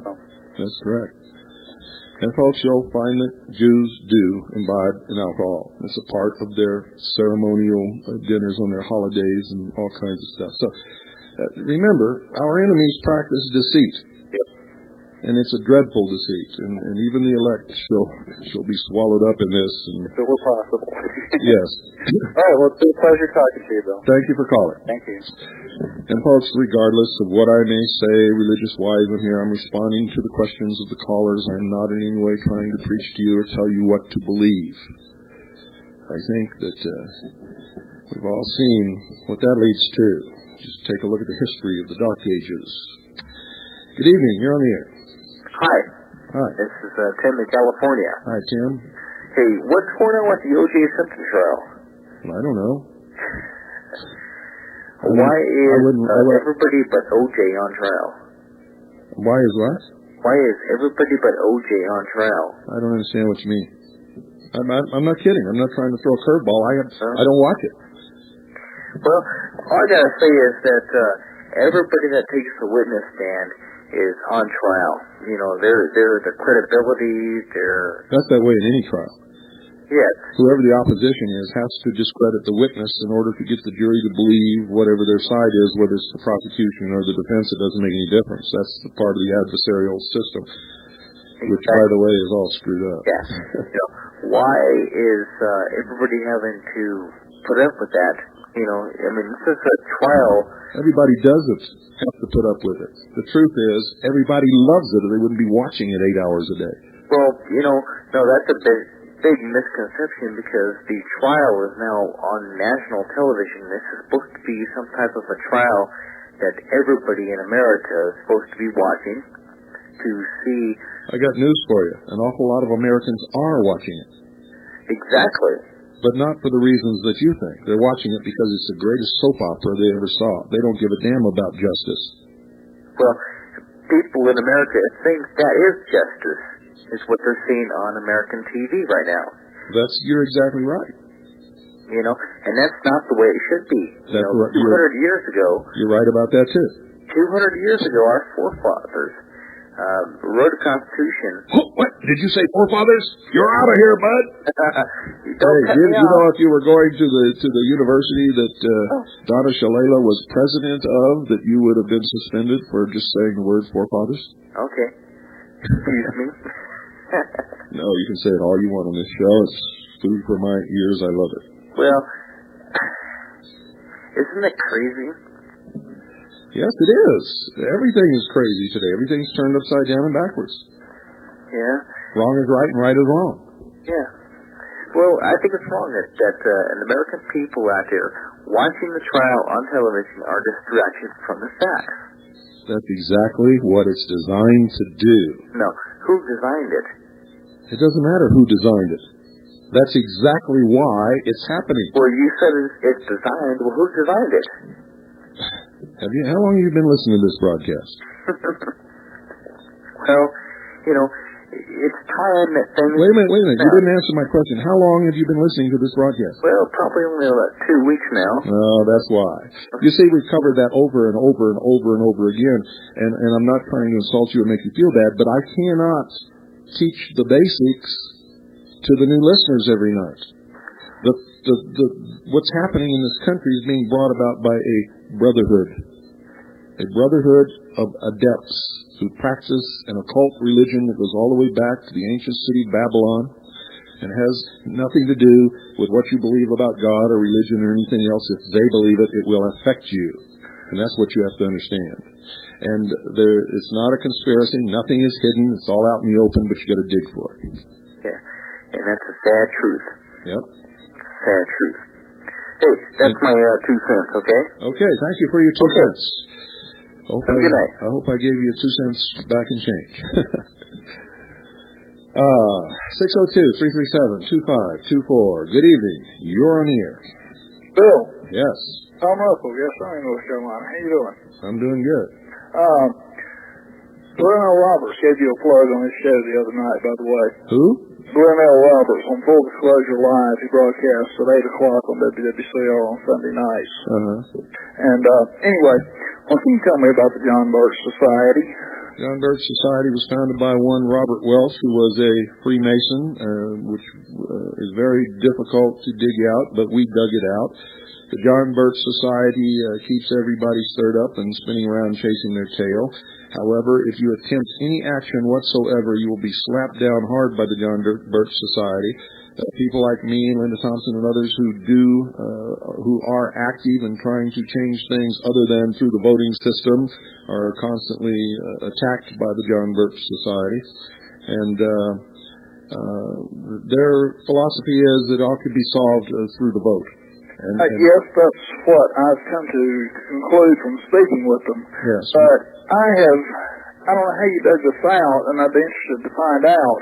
I talked with the Scottish Rite of Northern Jurisdiction, Southern Jurisdiction, the York Rite of Freemasonry, and the Grand Lodge of North Carolina, and I can find no record of a Robert Henry Winborn Welch ever having been a Mason. Oh, they don't want you to know it, but you can dig it out if you dig hard enough. Unfortunately, I don't have the time to do it again for you. Can you give me a starting point? No, you're just going to have to go out and dig. And you also have to remember. I've spent 3 days at the library. Listen to me carefully. Yes. You have to remember that it's not just the name Freemason. All of these occult secret societies that call themselves brotherhoods or fraternal organizations are the same at the top, even though at the bottom they appear to oppose each other. And there are many, many of them. They go by many different names and many different occupations, and at times they appear to oppose each other when actually in reality they are of the same mind. They practice the Hegelian dialectic of political conflict resolution, and they are all Freemasons. And do you ever know what degree he was? No, that I don't know. Okay, because I cannot find anything referencing him. You weren't listening to me, were you? Yes, I was, but what I found out was he was in the candy manufacturing business until 1958 when he founded the John Birch Society because he believed the Bavarian Illuminati had infiltrated a certain part of Freemasonry. But I never could find any attachment of him to Freemasonry itself. And you weren't listening to me. You're still not listening. I don't understand what you're saying. I know you don't, but I haven't got time to teach you tonight. So you go and figure it out, okay? Okay. Good night. Thank you. This broadcast has done many, many hours, ladies and gentlemen, many, many hours on the subject, and I cannot repeat it every night. We have the tapes for sale. If you'll send in a self-addressed stamped number 10 size envelope and $1, we'll send you a tape list and a whole bunch of other information, and you can pick out the tapes of the subjects that you like or that you need to know if you're starting from square one, and purchase those tapes and listen to them and learn. The Mystery Babylon series is the best ever done in history on the subject. And there are a few mistakes in there, but not many. I guarantee you, if you can find a body of work that extensive anywhere else, I'll give you a set free. Good evening. You're on the air. Yes, Bill. Yes. I'm Vic McGee with the Constitution Party in South Carolina. Hi, Vic. And I got a good question for you, Bill. Sure. You going to run for political office with the Constitution Party? Never, ever. Never, ever, ever, or never, never? Never, ever. I am a messenger. My job is to educate and deliver a message. Okay. That's where my skills are. That's where I am at my best. That is what is needed probably more than anything else in this country.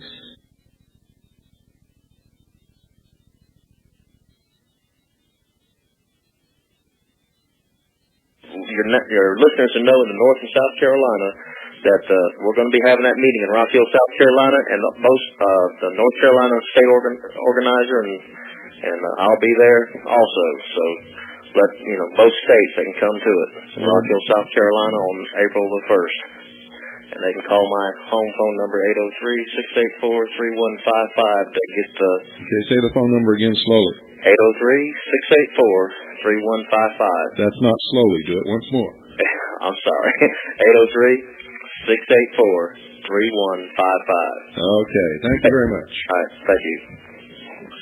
There was another famous person who founded a religion in this country who was also a Freemason, and that organization has taken great pains to hide it. But if you study the beginnings of the organization, if you read the speeches that this man gave, if you go and look at the memorial that was made to him near the site where he was buried, you'll see that he was also a Freemason. And the organization is Jehovah's Witnesses, and the man's name is Russell. Good evening. You're on the air.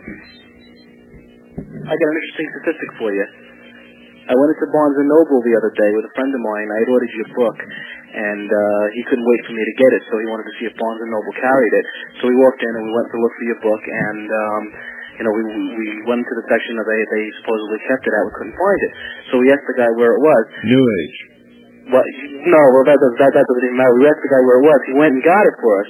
And we said, well, why don't you have the book? And why don't you have it out? He says, well, this is the most stolen book that we carry. I couldn't believe it. So I figured I wanted to call you to let you know that. The most stolen book, huh? That's the most shoplifted book from Barnes & Noble. I couldn't believe it. I also picked up those books that you had recommended last week on the other Freemason books, Knight Templar, and all that really good stuff. Yeah, it is. Oh my God! But I mean, you really got to dig through that stuff. And what I like about it is that some of it, they talk about it from the perspective of the Masons and of the secret societies. Not all of it is written against it. So you kind of see, see the handwriting on the wall. Yeah. You have to remember that after Robinson wrote Born in Blood, he was inducted into Freemasonry and now speaks on their behalf and doesn't expose them anymore. Did you mention that? That's pretty amazing, actually. Oh, it's not amazing at all. You see, they gain a lot of their converts when you try to deal with the public and find out that they're right about most of the public being sheep or cattle. Not literally, but figuratively. Yeah. And so once you're dealing with the public and you find that out, you're fair game to be recruited by the enemy because you don't want to be on the losing team. I've been approached many times by them, and I've got to tell you the truth. Many times I was sorely tempted, but all I got to do is look at my family or my daughter or somebody that I really love, and it brings me right back. Well, it's always very seductive. I mean, like you said, everybody loves a mystery, but it's not just a mystery. The problem is that there are too many people that are preoccupied with owning and controlling power over other people, not just personal powers in their own lives. That's right. If you're one of them, they make sure that your life is easy and that you're rewarded, and if you have talent, you go right straight to the top. See, there's one thing that the Masons forget, though. Historically, the people that put Hitler into power, for example, Hitler turned right against them as soon as he had power. So did Stalin. You know why?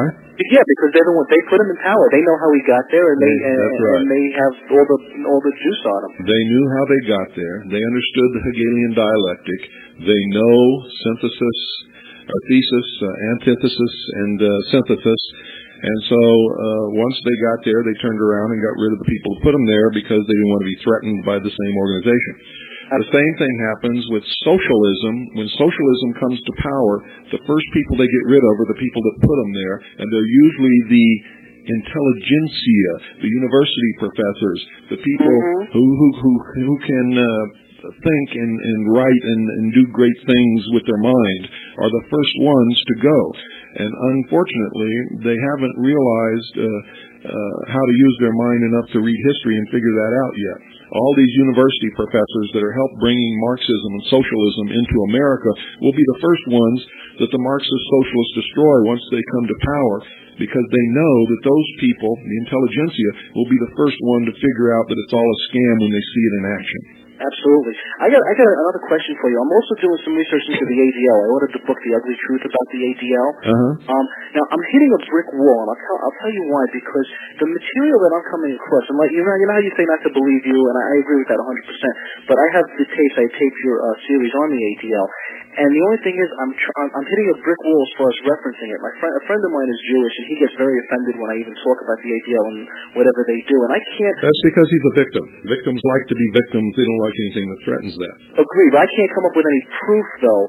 In other words, I know what you're saying, and I've heard the stories of them painting swastikas on Jewish graves to try and foment racial tension and all that. But how do you see? He's got all kinds of books that link the ADL with all kinds of benevolent good causes. And when I mentioned, that's like Freemasons. The first thing that happens when you try to expose them is they point to the Shriners Hospitals for Children and say, "See, we're not bad guys." Exactly, but that stuff I could link up. I have all the literature because most of this stuff is very well documented. But unfortunately, what I've been able to, maybe you can point me in the right direction. And I sure can. Go to Dope Incorporated.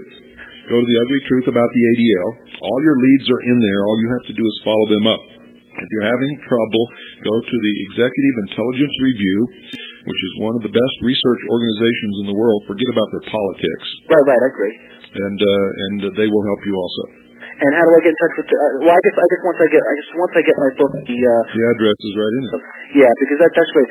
Listen, man, you are doing a fantastic job, and I really enjoy listening to your program. I actually videotape the audio on your program because I don't have enough cassette tapes to put the information on. Okay, when you play it back, will you call me and tell me what you see?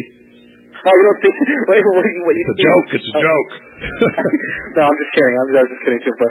Listen, man, seriously, keep doing what you're doing and keep the faith. And if you're ever in New York City, look me up. I gave my address and my phone number to one of the people in your offices. And if you ever need anything, if you ever need any kind of information out of the city that maybe only can be gotten from the city, I don't know, or you need a place to stay if you're ever down here. Can you send me some sleep? That's what I really need. Send me some sleep. Sorry, that I can't help you with, bro. Well, I'm gonna get it tomorrow. We'll all be. Well, you're done with your newspaper for this issue, right? I got to start on the next issue now. Oh, come on. You mean you're not going to take? You said you were going fishing yesterday. I am going fishing. Well, okay. So go fishing, relax. Maybe tomorrow I'm going to sleep, where the boys take the paper to Gallup to get it printed, and I'm going to sleep.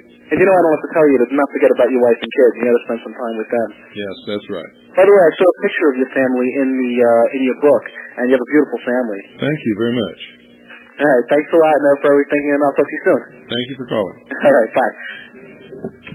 I love those kind of calls. I mean, that was a pleasant conversation, and even if he had been critical, he was a pleasant guy. It doesn't matter what you say when you're pleasant. I don't understand why people can't do that. Good evening. You're on the air. Good evening, Bill. Hey, we are happier in clams to see your book on the shelves at Walden Books in Pennsylvania. You're kidding. Unbelievably so. Yes, as a matter of fact, a friend of mine in the military found it and said, this is the stuff you're always talking about. And I said, wait a minute, what book is it? He said, Behold a Pale Horse. And I said, wait a minute, Cooper's? And he said, sure. So I wasn't able to get away at the time, so he ran in and got another copy. Well, I'm flabbergasted. When that book was first printed, everybody called me a nut. some kind of a CIA saboteur, a liar, a conspiracy wacko theorist, and all this kind of stuff. And nobody would touch my book with a 10-foot pole. And now I'm hearing that it's the most stolen book from Barnes & Noble. I heard that too. That's interesting. I love the book. I'm about a third of the way through, and I'm going to tell you what, it's an eye-opener every page. Well, what saved the book and what saved me was everything that I wrote about in there that nobody believed could ever happen, happened. Absolutely. And that's another scary thought. And there's a lot I said would happen that hasn't happened yet. One other matter. There was a newspaper article in the Harrisburg Patriot regarding the rally at the state capitol on... Yeah, they think it was for Monday, and when we found out that they adjourned the legislature, we changed it to that following Wednesday. So the stupid reporter showed up on Monday and then wrote an article saying that I was a wacko conspiracy theorist nut, and since nobody showed up, so much for shortwave talk radio. Right. Well, you know, we kind of tracked that down a little bit. She's normally the police reporter. And don't let her bullshit you. She's a wacko socialist. Hey, she wrote that article from her head intentionally to discredit everything. She did no research, nothing. But she claims that someone gave her about a 5-minute segment of a tape of yours. Oh, she listened to. I could show you 5 minutes of anybody talking and make you think they're crazy. In fact, I can take 5 minutes of you talking without your knowledge and make everybody think that you're nuts. Oh, I'm sure. What I was trying to say is that we up here think that that tape and that story it was either planted ADL-wise or else it came from someone within the police department. Oh, well, I don't know where it came from, but it definitely has the ADL slant to it. Absolutely. There is no doubt about that there was somebody who works for the ADL involved in that. But what you should do, all of you in that area, is as soon as you get your copy of Veritas, take it in there and say, you know something? You have the audacity to call yourself the Patriot newspaper? This is a real newspaper. Absolutely. You've got nothing but trash. I'll tell you what, Bill. And give them a copy. Absolutely. I am in love with your book, and I'm using it to dispute the naysayers right and left, and I'm just glad you wrote it. It was definitely a surprise to see it and see all the things that you've been talking about, or at least a good portion of them, come to light right on the pages. You have the sources there, so you can go out and so that I can go out and look it up and even pull copies of the documents that you use. And it's very hard for somebody to refute your argument when you have that kind of material there. Yeah, that's true. Well, keep up the good work, Bill. Is there going to be a sequel? I'm working on 2 books. When they're done, I'll let you know. Super deal. I look forward to it. Good luck to you. Are you subscribing to Veritas? No, I've been snitching it from a friend, so that means I've got to subscribe. You got to support us, man. You got it. If we don't get enough subscribers, it ain't going to last long because we're sending out thousands of copies to people who don't pay, who we know have to see it.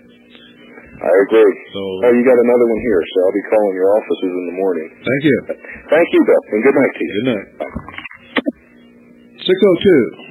602-337-2524 is the number. Boy, it's a nice, pleasant evening for conversation. Good evening, you're on the air. Good evening, Bill. Can you tell me what number of the Veritas that you just put to bed? Is that the 3rd or the 2nd issue? 2nd. So, okay, good. I was worried. I got the 1st issue and I've been wondering or afraid that I'd missed the 2nd. Oh, no. If you got the 1st one, you know you're going to get the 2nd one. Well, the only ones who will have a cutoff are CAGI members who will run out after number 4 who are getting it simply because they're CAGI members. No, my concern is with the post office's ability to mangle and mutilate. Oh, I understand that. Well, thank you very much, sir. You're welcome. We've been very lucky so far, folks. We haven't lost anything through the post office so far that we can tell. We've had some people who didn't get theirs because of mistakes we made, and we rectify it, and we got it out to them, and that's no problem. If you sent your money in late or something like that, don't call me and say, well, you didn't get mine. You didn't get yours because you sat on the fence waiting to see what it was going to be like before you sent your money in, and there weren't any left. That first printing, it went to the last copy, folks. I've never seen anything like that before in my life. I mean, usually No matter what you print, you have some left over. We didn't have anything left over. Good evening. You're on the air. Yeah, Bill. In regards to a caller that you had a while ago where he was doubting Robert Welch being a Freemason, let me tell you what happened.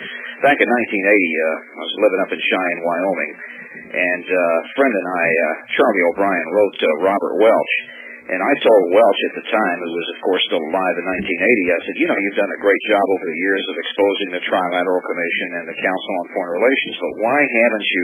Now, by the way, I am an ex-Mason. I got into and out of Freemasonry in 1980 when I saw what was going on. Mm-hmm. But I said to Welch, I said, why is it you haven't exposed the working class arm of the conspiracy, which is Freemasonry? So he had his assistant, Gary Handy, write me back a letter making all kinds of apologies for the Masons and saying, oh, no, they're definitely anti-communist and this and that. So then Charlie and I turned around and sent him a Xeroxed copy from Mackey's Revised Encyclopedia of Freemasonry dated 1929, where under I for Illuminati and under W for Weishaupt, they told you what a wonderful guy Adam Weishaupt was and what a wonderful organization the Illuminati was, that it was designed, you know, to combat moral evil and all this other garbage. And I asked Welch and Gary Handy to explain to me, how can you tell the whole world how Weishaupt and the Illuminati were basically the foundation of modern-day communism from May of 1776, and then on the other hand, make excuses for the Masons who try to tell us what wonderful people Weishaupt and Baron von Knieg were, and what a wonderful group the Illuminati was. Well, he never could or never would answer the question. So I would think you might say in a de facto way that Robert Welch answered to me back in 1980 the fact that he was at least an apologist, if not an outright Mason. Of course. And that's why the John Birch Society doesn't expose any of that now. And I was in the Birch Society also for a few years before I woke up to the fact that although they have a lot of great educational materials, a lot of great books and things like that, you know, to really get you up to speed on a lot of things, what they seem to do at the meetings, the only thing they seem to do at the meetings is have letter writing campaigns like that's going to solve our problems. Yeah. You know, write a letter to your congressman, write a letter to your senator, and meanwhile this guy's pitching them in file 13. Mm-hmm. But the reason for all that is it makes the people who could do something think that they are. Well, also, I think what it's doing, whether most people realize it or not, is getting a lot of good patriotic names on a centralized list and making that list available to whoever whenever the Night of the Long Knives occurs in this country, as it did in Nazi Germany in 1934. Don't ever worry about that. There's only one list, and if you're not one of them, you're one of us, and that means you're on it. Well, I'm on the list, I guess, so, you know, who cares? But I think it's nice for people to know exactly where Robert Welch came from. And, of course, Joseph Smith was also, you were mentioning the Jehovah's Witnesses were Masonically inspired. And so was Joseph Smith, and so was his successor, Brigham Young. Smith had been a Mason for years whenever he was asked to start forming Masonic lodges there, you know, to get in with the Mormon Church. No, wait a minute. That's not quite true. Joseph Smith was not a Mason before he founded the Mormon Church. His brother was. He became a Mason later. Are you sure about that? Because it seems like in the Book of Mormon, he's got a lot of phrases in there that are Masonic. I mean, a lot of so-called inspiration. Yes. Is very, very definitely Masonic. That's true, but there's enough wrong without making things up. He was not a Freemason himself, or at least we cannot find any record of it until much later. His brother, however, was a Freemason before and during the time that Joseph Smith supposedly met the angel in the woods and found these tablets. Yeah, well, you know, because one of the references there under Christ in the Book of Mormon, Smith has a liking referring to Christ, basically comparing him to the serpent, and of course the serpent is Satan, not Jesus. But look in the Book of Mormon, you can find some pretty weird things there. I have, but you have to understand what I'm about. I'm not about tearing down somebody else's religion. I don't care what anybody else believes. I only get involved when they're trying to either force their belief onto me or other people, and we don't want it, or they're trying to manipulate us or change our form of government or take our liberties away from us. Yeah. If they're not bothering us in any way like that, then I don't really care what they worship or how they worship or anything else. And we've explored the Mormon angle on here in specific relationship to Bo Grice running around the country lying about his religion and telling people he was a Christian and getting in with Christian identity groups when the reality was he was a Mormon. And there was nothing wrong with him being a Mormon if he had been honest about it and told people. Yeah. But he didn't. He lied about it. He is always in short supply these days. Yeah. So anyway, but besides that, I know an awful lot of good people who belong to all these different religions who are not trying to hurt anybody and just trying to live like me and you and everybody else and have a good life. Yeah, it's the leaders that are doing all this crap, and no matter what it is. You know, my basic philosophy is no matter what the religious beliefs are, is basically I try to avoid any religion that allows its members to become members of the Masonic Temple. Because having been in that organization and knowing what an evil organization it is, you know, when they ask you things like, are you a Royal Arc Mason? I think that's 26th degree. Are you a Royal Arc Mason? And the guy answers, I am that I am, which is a blasphemy. And then in the Rose Croix degree, you know, he confirms the order by order of Melchizedek, like, you know, he's God confirming Jesus.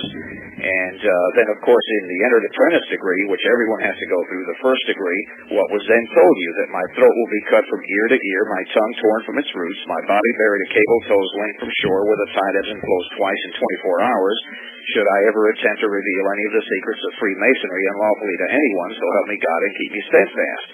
If that isn't a pagan ritual, I don't know what is. Well, of course it is. It comes from, if you go back far enough, with every religion there is, you'll find paganism somewhere in it, and that includes the Christian religion, specifically after the Council of Nicaea in 300-something A.D., when Constantine merged the sun worshippers with the Christian church. But anyway. And of course, you know, the best expose I think I've ever seen on the boob tube about Freemasonry was an Ed Bradley report on 60 Minutes years ago when they showed about the kidnapping and murder of Roberto Calvi, who had embezzled $3.2 million from his bank, Banco Ambrosiano in Milan, Italy, for the Masonic P2 Lodge. And when he was out on bail, he mysteriously disappeared from Milan, and when he popped up again, he had called his wife from London. They found him hanging from Blackfriars. Yeah, the night before they found him hanging, he called his wife and said, you know, well, I'm having some difficulties, but I think it's going to be all right. You know, I'm going to be able to get out of this thing and this and that. Don't worry, I should be home soon. And the next morning they found him hanging from the Blackfriars Bridge where the tide went up to his knees twice in 24 hours. It was a ritualistic Masonic execution simply because he had become an embarrassment to the order. Right. You're absolutely correct. So, Bill, have a good one. Thank you very much. Thank you, sir. And good night. 602-337-2524. Well, that's a man who's done his research. That's for sure.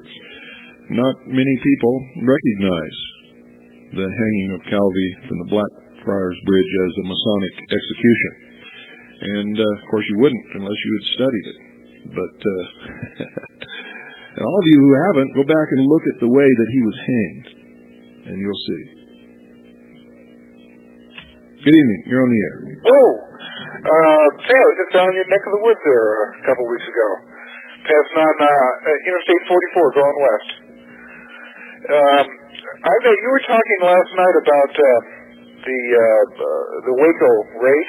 I think it really shows a weakness in the Patriot movement that should be looked at, and that is that they prepared for the confrontation. I think they tried to prepare themselves psychologically and everything else, but they didn't have any tactics.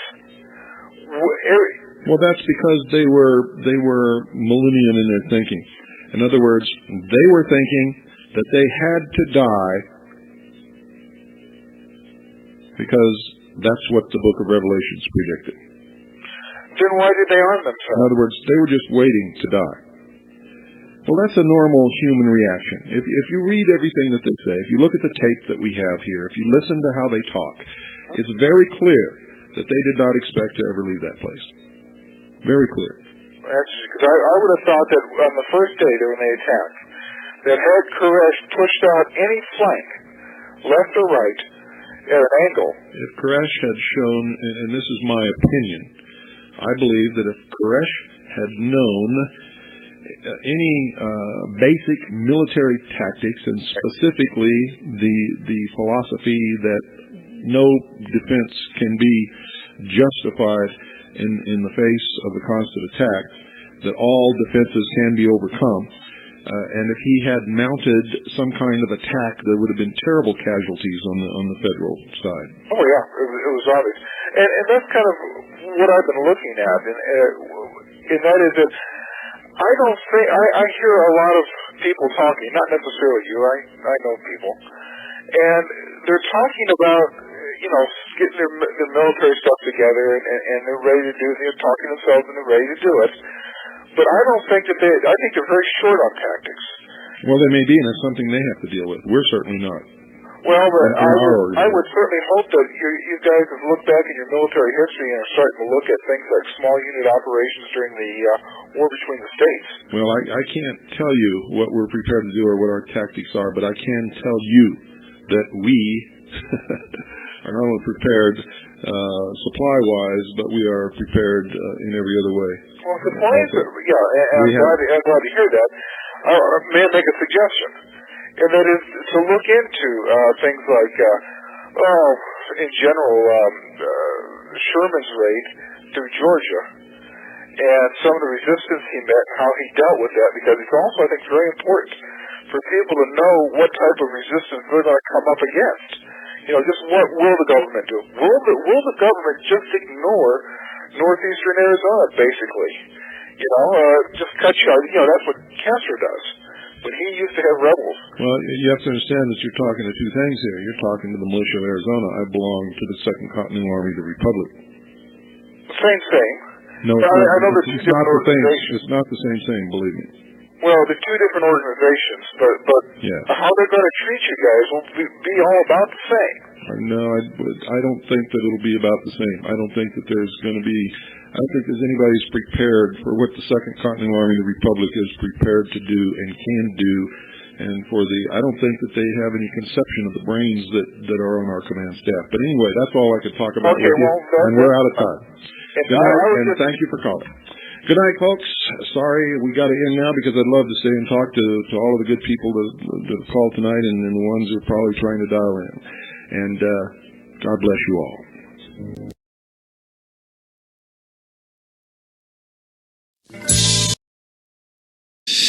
But I've never given you so much or even cheap entertainment as I have today to keep you occupied with nonsense. You don't get news anymore. You don't even get any education anymore. All by design. For those who really do value thinking, keep on doing it. And don't give up, because it's so easy just to give up and join the herd. Basically, that's what they want you to do. Give up, join the herd. They're all chewing the grass there. You just don't give up, because there's a freedom in knowing. Even if you feel helpless in the extent to what exactly to do about it all, there is a freedom in knowing what's going on. You are a creature with incredible ability of sentience. Don't be ashamed of it. Don't let the enemy turn it against you by making you depressed. Don't let that happen. And you can get through to the occasional person. Not many, doesn't take many. But occasional person in your lifetime, you can influence to them to such an extent that down the road, who knows? Who knows what can happen?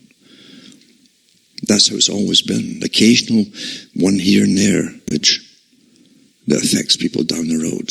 That's how it works. That's how it really works. And that's what they really are afraid of. That's why they're monitoring everybody in such incredible real time now, to see what you're thinking or talking about or chatting about and so on. And Russell again talked about that too. Eventually we'll catch them all, he says. We'll catch them all with scientific techniques. All that time ago, before they gave you the internet. From myself, Alan Watt, from Ontario, Canada, it's good night, and may your God or your gods go with you.